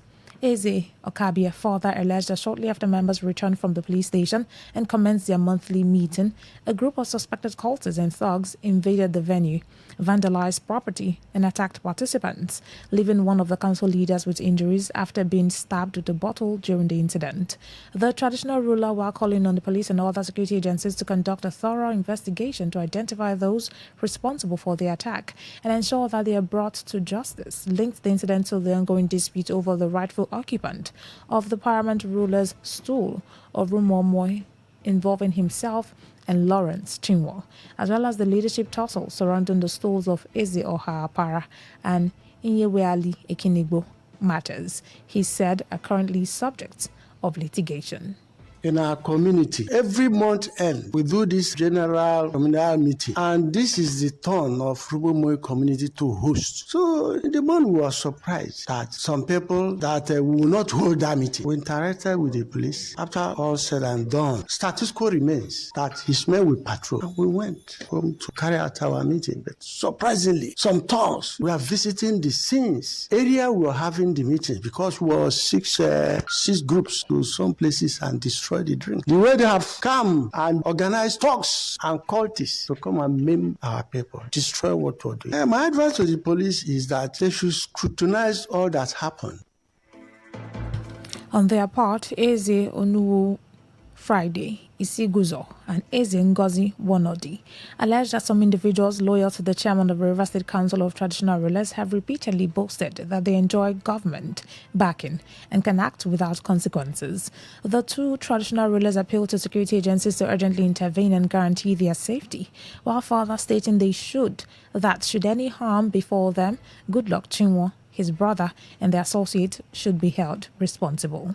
When we got the news that we should not host the meeting, we went to the DPO. And then when we got there, we met Goodluck Chinwo and Lawrence Chinwo. Elder Yemeniche Chinwo was shouting in presence of the DPO that there should be no meeting and that anybody that hosts any meeting has will roll. And there will be bloodshed in the presence of the DPO. So at the end of the day, the DPO was very professional. He said we should go back and hold our meeting and he will send his team to patrol the community so that there will be peace. When we got back, we started the meeting. I was very surprised. Goodluck Yemeniche Chinwo led some group of thugs, about 15 and there. Before we can say anything, they started destroying everything we had for the meeting. In the process, one of our members, Elder Ede, was stabbed with a bottle. They said they have state backing. Reacting to the allegations, Goodluck Chinwo dismissed the claims as false and unfounded, maintaining that Lawrence Chinwo remains the legitimate paramount ruler of Rumomoy, while Chike Wolu Wodo is the recognized Eze-Apara Kingdom, and also accused Eze Kingsley Akabie and his supporters of being responsible for creating unrest in the community. That person has causing problem in the community. That Chukwemeka says, Mr. Kingsley Akabie, not Eze. Nobody made him Eze. He cannot be Eze to he died. And that is the causing problem in their family now. I'll continue to the family. And they will never go punish. Police told them, they're causing problem in this community. They want people to die. It's not true. They are the causing problem in the community. Even now, we are even taking them to court. The problem in this community because he is claiming that if you have one paramount ruler, as the Lord is showing, that is what you know where the problem is coming from. Meanwhile, the legal representative of the Umobi family of Umuada Ali in Omugo, Emeka Christopher Odo, has described as false and baseless the claims of Kelechi Echendu, Michael Echendu, and Bright Ikechi over a disputed parcel of land involving the Umobi family and Umuezigwe of Umo Kirika Imogu. Reacting to the claims made by the three individuals, Christopher Odo maintained that the Umobi family are the original owners of the land, a position he said was affirmed by a customary court sitting in Isiokpo, Ikore local government area of River State. Speaking in an interview to the FM correspondent, Christopher Odo recounted how the 7 age grade of Imogu, Omwagwa, led by Samuel Eze, intervened in the dispute by approaching the court and seeking leave to resolve the matter amicably outside the courtroom, which was subsequently granted. He further explained that the interest of peace and harmony, the 7 age grade later agreed to allocate a portion of the land to Umo Ezigwe of Umo Okirika Imogu, after establishing that the Umobi family were the rightful owners of the property. Christopher Odo, however, warned against individuals allegedly parading themselves with what he described as questionable court judgment, stating that such actions portray them as land grabbers and could undermine efforts to maintain peace within the community. He called on all parties involved to respect the peace process and refrain from actions capable of escalating tensions over the disputed land. All the allegations sponsored by Michael Echend, Kelechi Echend, and Bright Ikechi are false, and basically the truth of the matter is not the entire family of Ezigwe family, Umokrika, Imogu, Omagwa, that are involved in this matter. Rather, only 3 persons. This matter initially went to customary court issue because of season of the matter, because 7 age grade of Imogu, Omagwa, led by Mr. Samuel Eze, went to the court and sought for leave of court, settled the matter out of court, which the court graciously granted them. 7 age grade settled this matter between the two families and equally agreed that the land belonged to the Umobi family, Umada Ali Imogu. That seeing Umezigwe family, Umokrika, is a boundary neighbor. The panel ceded some percentage of plots for the sake of peace, which the parties accept and the court enters sale or consent judgment. And that the present land in this is the sole property of Umobi family. And this person forcefully invaded these land grabbers.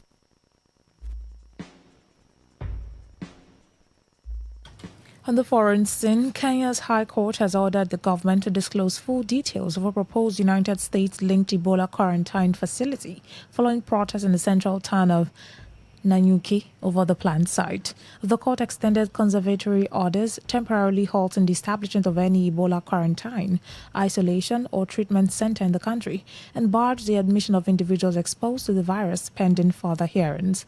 It also directed the Cabinet Secretary for Health to publish all relevant documents including agreements, health and biosafety assessment, regulatory approvals and operational protocols. The ruling came a day after demonstrations in Nanyuki, during which 2 people reportedly died from gunshot wounds. According to U.S. officials, the proposed 50-bed facility at Laikipia Air Base in Laikipia County is intended to treat or monitor individuals exposed to Ebola but not yet showing symptoms. The Kenyan government has defended the project as part of a broader emergency preparedness efforts and international health cooperation with President William Ruto, stating that the facility is similar to others in the country and had formed part of long-standing partnerships with the United States.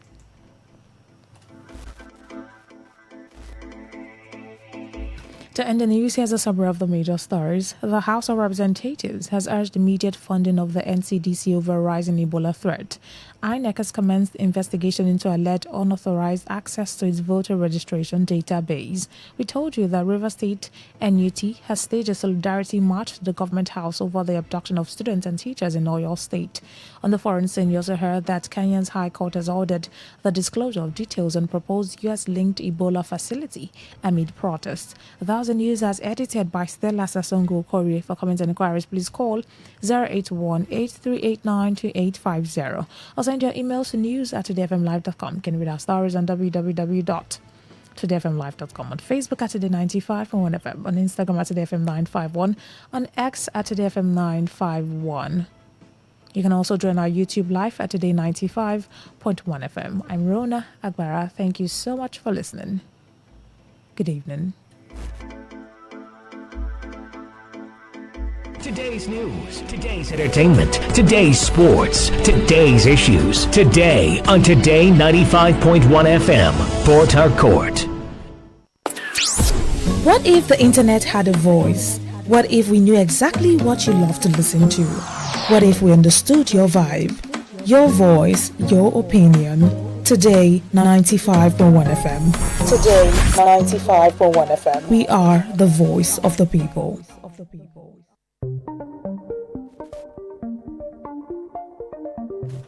A very good evening to you. This is Today 95.1 FM, Port Harcourt, Voice of the People. It's time again for a rundown of the foreign news stories that made the headlines on the world today. I'm Rona Agbara. First, the headlines. Senegal's President Bassirou Faye unveils new 30-member cabinet. U.S. reduces Africa visa processing centers from 50 to 20 hubs.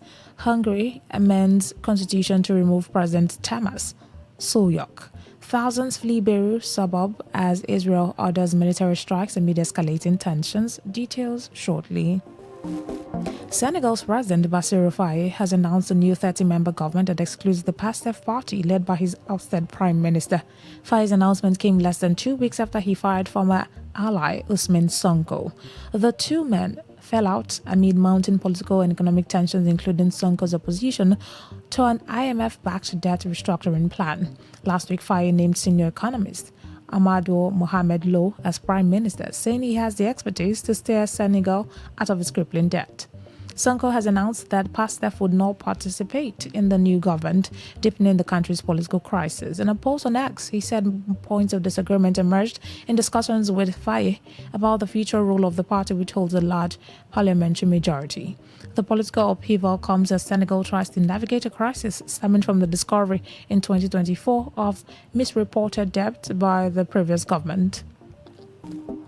The United States is set to significantly reduce the number of embassies and consulates in Africa that process visa applications as part of a broader immigration policy overhaul. According to an internal U.S. State Department memo obtained by the Associated Press, visa processing centers across Africa will be reduced from nearly 50 locations to just 20 designated hubs. The changes are expected to take effect later this month, although a final implementation date has not been announced. The move is part of Trump's administration's effort to tighten immigration controls, reduce visa approvals, and address cases of visa overstays in the United States. Under the new arrangement, applicants in countries without a designated hub will be required to travel to another country to complete their visa processing. While consular sections in non-hub countries will remain open, their services will be limited to assisting U.S. citizens handling emergencies and processing selected diplomatic visas. The U.S. State Department says the decision follows a review of its overseas operations to ensure resources are aligned with national priorities and security requirements. The 20 approved visa processing hubs in Africa include Lagos, Accra, Nairobi, Johannesburg, Addis Ababa, Dakar, Kampala, Kigali, Kinshasa, Luanda, Yaoundé, and several other major cities across the continent. 2 people have reportedly been shot dead in the Kenyan town of Nanyuki during protests over plans by the United States to establish an Ebola isolation center at a nearby military base. According to reports, one victim died after being taken to hospital by friends, while the other was brought in by soldiers and was already dead. Authorities have not confirmed the death, and police said they are not aware of any fatalities. The unrest comes amid growing opposition to the proposed 50-bed treatment facility, which is intended to care for U.S. citizens affected by the ongoing Ebola outbreak in the Democratic Republic of Congo. Yesterday, hundreds of protesters blocked roads and burned tires as police used tear gas to disperse crowds. The controversy has also reached the courts, with Kenya's High Court ordering a halt to the project pending the outcome of a legal challenge. President William Ruto has defended the plan, saying Kenya has taken all necessary measures to safeguard public health and describing the arrangement with the United States as a mutual agreement. The Mozambican government says 5 of its citizens have been killed in xenophobic attacks in South Africa's Western Cape province. In a statement released, authorities in Maputo said about 800 Mozambican nationals were caught up in the violence that erupted in the coastal city of Mossel Bay over the weekend. The unrest follows a wave of protests against illegal migration that has spread across parts of South Africa in recent weeks. The government also reported that 2 Mozambicans died in a road accident while traveling back from home from South Africa. According to officials, about 300 citizens returned to Mozambique on their own, while more than 500 others have been moved to a safe location and now been repatriated. Meanwhile, South African police said they are investigating the death of 2 men at an informal settlement in Mossel Bay, where reports of xenophobic attacks have emerged. Local authorities have expressed concern over the violence, which has reportedly left people dead, homes destroyed, and families displaced. An international arbitration court has ruled that the United Kingdom will not be required to pay Rwanda millions of dollars over the collapse of a controversial migrant deportation agreement. The scheme, introduced by the previous Conservative government, aimed to send undocumented migrants arriving in Britain to Rwanda, but faced legal and political challenges before being declared unlawful by the UK Supreme Court. The plan was later scrapped by Prime Minister Keir Starmer's Labour government in 2024. Rwanda subsequently sought more than $130 million in compensation, arguing that Britain had breached the agreement. However, the Permanent Court of Arbitration in The Hague ruled that the UK was not liable for the outstanding payment and also dismissed 2 other claims brought by Rwanda. Away from Africa to the rest of the world, Hungarian Prime Minister Peter Magyar has vowed to amend the constitution to remove President Tamás Suyok and other officials appointed during the administration of former Prime Minister Viktor Orban, accusing them of undermining democratic governance. Magyar, whose Tidza party secured a 2/3 parliamentary majority in April elections, said Suyok has refused to resign despite repeated calls for him to step down. Following talks with the president at Sandow Palace, Magyar announced plans to immediately begin legislative capital. Katz warned that there would be no calm in Beirut if Hezbollah continued attacks on northern Israel, while also vowing to establish a military-controlled security zone along southern Lebanon's Litani River. The move followed Israel's deepest military advance into Lebanon in more than 2 decades, including the capture of the strategic Beaufort Castle north of the Litani River. Amid escalating tensions, the United States has proposed a roadmap aimed at reducing hostilities, while Secretary of State Marco Rubio holding separate talks with Lebanese President Joseph Aoun and Israeli Prime Minister Benjamin Netanyahu. Meanwhile, more than 1 million people have reportedly been displaced across Lebanon since fighting intensified in March, while Lebanese health authority says over 3,400 people have been killed and more than 10,000 wounded in Israeli attacks. Israel has launched fresh strikes in southern Lebanon, while Hezbollah fired projectiles into northern Israel hours after U.S. President Donald Trump announced a ceasefire agreement aimed at ending hostilities between the two sides. The renewed violence under the proposed arrangement, Lebanese authorities says Hezbollah would halt attacks on Israel, while the Israeli military would stop strikes in Beirut's southern suburbs, a stronghold of the Iran-backed group. However, neither Israel nor Hezbollah has formally confirmed acceptance of the deal. The renewed violence followed a sharp escalation that saw Israeli forces carry out their deepest incursion into Lebanon in 2 decades and intensify bombardment across the country. The development has raised fresh concerns over the stability of the proposed ceasefire and ongoing efforts to prevent wider Middle East conflict from escalating further. At least 18 people, including 2 children, have been killed in one of Russia's largest missile and drone attacks on Ukraine in recent months. Ukrainian officials said 12 people died in the city of Dnipro. Among them are an 8-year-old boy and a woman rescued from the rubble of a damaged apartment building, while 6 others were killed in the capital, Kiev, and more than 100 people were injured nationwide. President Volodymyr Zelensky said civilian infrastructure and energy facilities were among the targets. Russia's defense ministry said the strikes were carried out in response to earlier Ukrainian attacks and claims all military objectives were achieved. The Kremlin says the operation is part of what it describes as a systematic strikes against Ukrainian military infrastructure.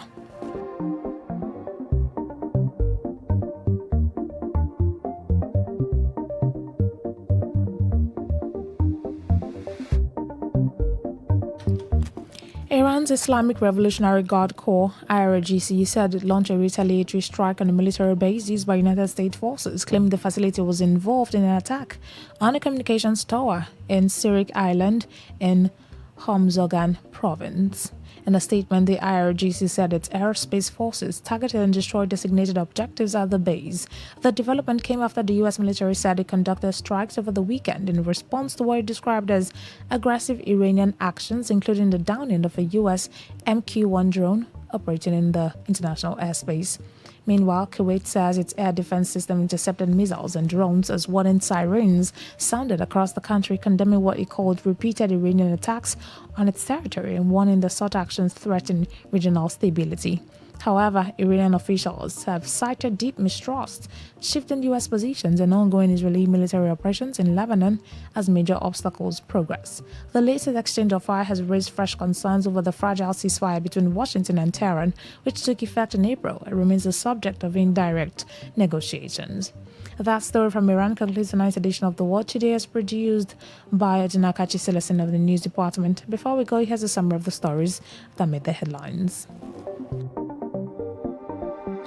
We told you that Senegal's President Bassirou Faye has unveiled new 30-member cabinet. You that Hungary has amended constitution to remove President Tamas Solyok. Finally, thousands of people flee Beirut suburb as Israel ordered military strikes amid escalating tensions. Till same time tomorrow, do have a lovely evening. Thank you so much for listening.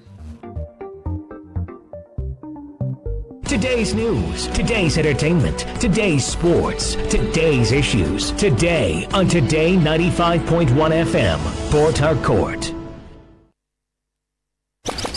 Hit the road, fill your drive. Ignite the vibe, stay locked. Today 95.1 FM, radio on the go.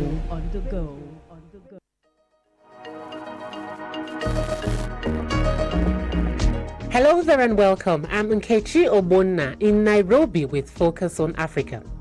Ghana's parliament has for the second time passed a controversial bill criminalizing same-sex relations and promotion of LGBTQ+ activities.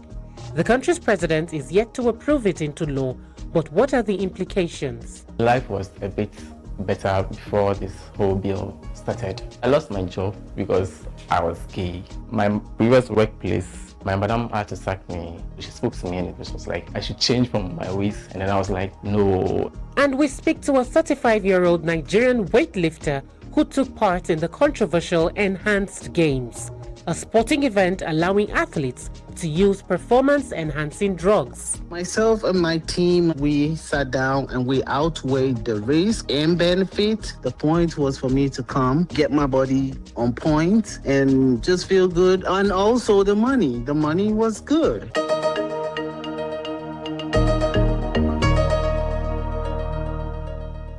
It's Tuesday, June 2nd.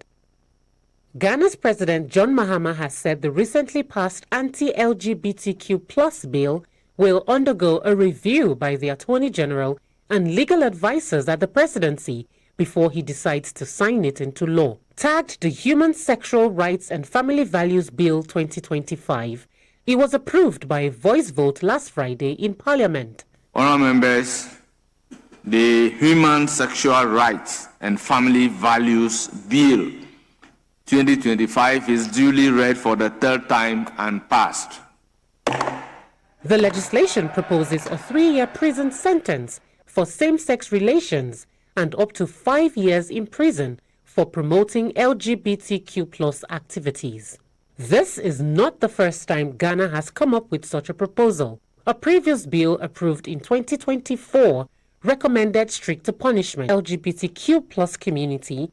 The bill has renewed fears about their safety and security as images of persons believed to be members of the gay community are circulating on social media platforms, accompanied by statements celebrating Parliament's decision. Life was a bit better before this whole bill started. I lost my job because I was gay. My previous workplace, my madam had to sack me. She spoke to me and it was like I should change from my ways. And then I was like, no. And she kept on coming back with the Bible. She also can't accept a gay person as a worker. A relative told me if this bill is being passed, any chance he gets is going to poison me. I feel like relocating from the country itself to any LGBT country which is safe for me to live in. For me personally, I've been attacked so many times by my family. After they got to know about my sexuality, I had to leave them for a while. Several minority MPs say they preferred the 2024 version of the bill, arguing that amendments made to the current legislation have weakened some of its provisions. If you don't want to pass this bill, nobody's forcing you. But it is most dishonest to want to rush through processes and then pass things that are even more dangerous than the status quo that we're trying to prevent. Because the status quo we're trying to prevent, no law had been passed to protect the very people who are sponsoring these LGBT activities. That was Reverend John Ntim Forjo, one of the lead sponsors of the anti-LGBTQ+ piece of legislation. Among the key changes in the new version is the removal of sanctions against lawyers and medical practitioners who provide services to individuals identified as gay, actions that were previously interpreted as promoting LGBTQ+ activities. The revised bill also allows journalists and media organizations to report on LGBTQ+ issues, unlike the previous version which critics said could have restricted media coverage. The new bill has drawn widespread criticism from human rights organizations which argue they violate the rights and freedoms of sexual minorities. Supporters, however, maintain that the legislation is necessary to preserve what they describe as Ghanaian family values and cultural norms. I spoke with human rights lawyer Martin Pebu from Ghana. We explored the differences between the old and the new bill. The earlier version does not carve out these exceptions so plainly and explicitly as required. So this is where the argument is. The Constitution of Ghana, 1992, allows for freedom of speech. You see it in Article 21. There's also academic freedom, the same 21. There's also the right to medical health, etc. So these are constitutional rights that people are entitled to. So let's say even a gay person is entitled to medical health. The Constitution doesn't say that when a person is gay, a doctor can deny him medical health. And remember that when we say the Constitution, actually the Constitution only guarantees these rights, meaning that the Constitution didn't bring these rights into being. These rights have always been in existence. They are inalienable. That's why we call them fundamental human rights. Martin, speaking on fundamental rights, critics argue that a bill like this, if passed into law, could hamper people's fundamental rights. I mean, rights to expression, rights to practice whatever they want to practice, right to their own beliefs, rights to their identity.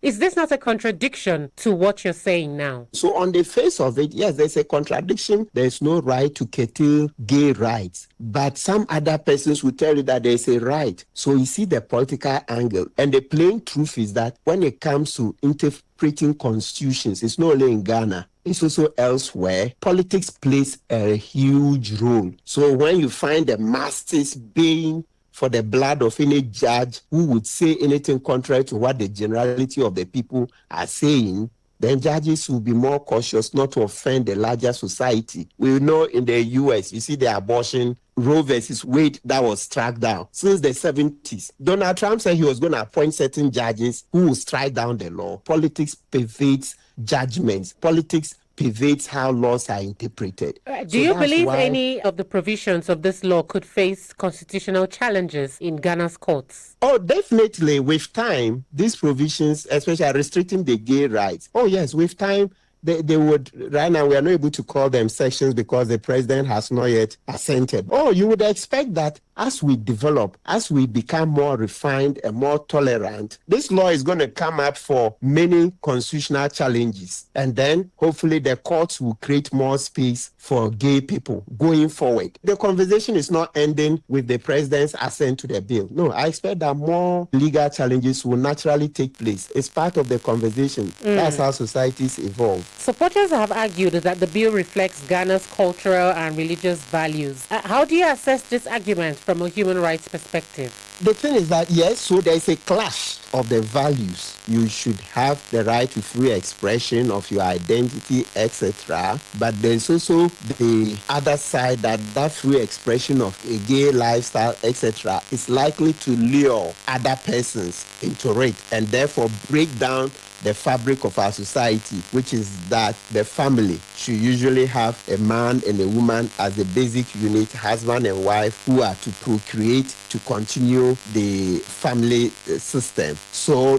the larger majority of our society see the gay expression as a threat to that basic unit of society. And so you would find that the bill even also says that, look, this bill seeks to strengthen those cultural rights, and they'll refer you to the Sustainable Development Goals. They refer you to Goal 5, Empowering Women, and then Goal 10, all talking about there should be no discrimination, etc. So it's a balancing act. And Ghana is a signatory to several international human rights treaties. However, could this bill create tensions between domestic law in Ghana and the country's international obligations to the Human Rights Violations Acts and all of that? Oh, definitely, potentially. That's how we said earlier on that people are going to challenge it, but it's going to take time. Yes, because, looking at the Ghanaian society, the way our environment is structured, you would see that people would always assert their rights. So you would find some persons who want to stand up and say that, look, this bill offends the ICCPR, the International Covenant on Civil and Political Rights, because in there you have the freedom of expression, and freedom of expression would also include a person's gay identity, etc. Some social commentators have also said this bill is coming at a time where Ghana has just completed its $3 billion bailout plan from the IMF. Do you think this is a mere coincidence? This debate came earlier on, sometime in 2024, where the finance minister at the time, called Dr. Amin Anta, wrote a letter where he complained that if Ghana went on to pass the law, the IMF could sanction us, etc. Then Ghana drew parallels. People would research, people went online and drew parallels from Uganda and other countries. And eventually, I think there was a statement, IMF wouldn't be able to openly come at Ghana that for passing this law, we are stopping the facility. Without a shadow of doubt, it's been very clear to the Ghanaian society that this law would pass, no matter what the IMF thinks, etc. And what if the president does not sign? What then happens? Parliament can pass it again, all right? And then when they pass it again and he refuses to sign, they can pass it by themselves with a two-thirds majority. And just before I let you go, Martin, what practical impact could this bill, if signed into law, have on members of the LGBTQ plus community in Ghana? I can foresee that it would create a lot of disquiet in certain aspects, to the extent that now Ghana broadly proscribes LGBTQ. Human rights lawyer Martin Pebu from Accra, Ghana. This is Focus on Africa from the BBC World Service.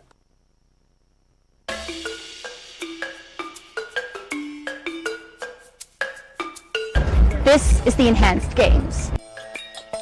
Think Olympics on steroids, literally. That is my colleague Shaima Khalil. She was recently in Las Vegas for the first ever edition of the Enhanced Games, a controversial new sporting event that allows athletes to take performance-enhancing drugs that are usually outlawed in official competitions. More than 40 athletes competed, including those from South Africa and Nigeria.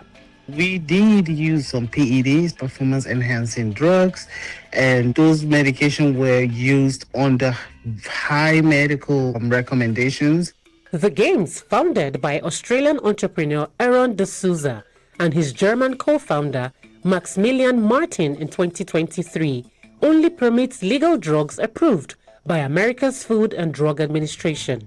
Most of these drugs include anabolic steroids, human growth hormone, stimulants, and metabolic modulators. Last week, the World Anti-Doping Agency dismissed the Games as dangerous and irresponsible. But one big incentive for athletes to take part, the cash. It wasn't just about the prize money. It was also about the other financial benefits that comes with it. Right. You know, we got paid monthly, and these are in 6 figures, right? That's Mariam Usman. She's a Nigerian weightlifter with an impressive resume, having won a bronze medal in the Beijing Olympics. She's also a 4-time African champion and a gold medalist at the Commonwealth Games. She had retired from weightlifting, but at age 35, she came back to compete in the Enhanced Games. So what does Mariam think of the criticism, and what substances was she taking? I don't know if I can just start saying the drugs, because we don't want people just to go, off over the counter and just start buying those drugs, So we did use some PEDs, performance enhancing drugs, and those medications were used under high medical recommendations. Everything that was used was in super duper microdose. When you say microdose, let's say, for instance, how many mil of a particular drug would be in? Okay, so normally, over the counter testosterone, some of them come in 200 milligrams, right? And some of the boys are on 0.5. Did you notice any difference from your performance having used these performance enhancement drugs compared to other competitions where you are dope free? I've been gone 11 years from weightlifting. Before the Games, I started snatching back 120. I started from a beginner level, and from February to the time of the competition, I started snatching 120. That's not normal. When you say snatching 120, what does that mean? So 120 kilos of a beginner weight level athlete. That type of improvement is not normal. That's what I'm trying to say, right? Because I lifted weight for so many years, and I know how long it took me to achieve that level of improvement, right? And me retiring, not doing anything weightlifting at all, not going to the gym for any type of keeping fit, right? I had a baby, my body went through all kind of changes, right? And I just come back to that level of athleticism. I think there's a lot of improvement. I went through a very intensive medical checkup to make sure I'm even fit for that medication to be administered to me. After the Games, I'm going to go through the same tedious medical checkup to make sure my body is still okay and I'm healthy and I'm not having any adverse reaction to the medication that was administered to me. Right. What made you want to take part in it in the first place? So myself and my team, my family, everybody involved, we sat down and we outweighed the risk and benefit. And, I just made a decision. The point was for me to come, get my body on point, and just feel good. And also the money. The money was good. Now, speaking of money, how much were you paid? I don't want to talk about my finances on social media, but all the athletes that was with Enhanced Games, nobody have ever gotten paid the way they got paid. So you're saying that the money was also a motivating factor for you? Absolutely, for everybody. It takes a lot for an athlete. Everybody else just see the winning, but you don't see the preparation. You don't see everything that comes together that bring about that medal celebration. Right. It takes a lot. It takes a lot of financial investment. And if you're not an athlete who gets like brand endorsement, you're going to be funding yourself. And that is not cheap. So you're saying a lot more athletes would be inspired. More superstars, athletes are going to be on Enhanced. Just mark me. Mark this word. Because, oh my God, it is super hard to be in that level of athleticism and you're struggling to eat. You know what I'm saying? Like, it is a situation. And enhanced games, I believe, has come to bridge that gap. I get it. It's controversial. But at the end of the day, people need to leave. You mentioned earlier you didn't want to say, the type of medications that you were administered. Are you concerned about the message these enhanced games are sending to young people and athletes who may start taking such substances without medical support? I'm concerned because I have a kid also that is an upcoming athlete, and I would not allow him to do any of such thing. I would not allow anything like that because I know the risk that comes with it, right? So I am not advising anybody to go take PEDs over the counter on their own, because I know a lot of people that did it while I was active.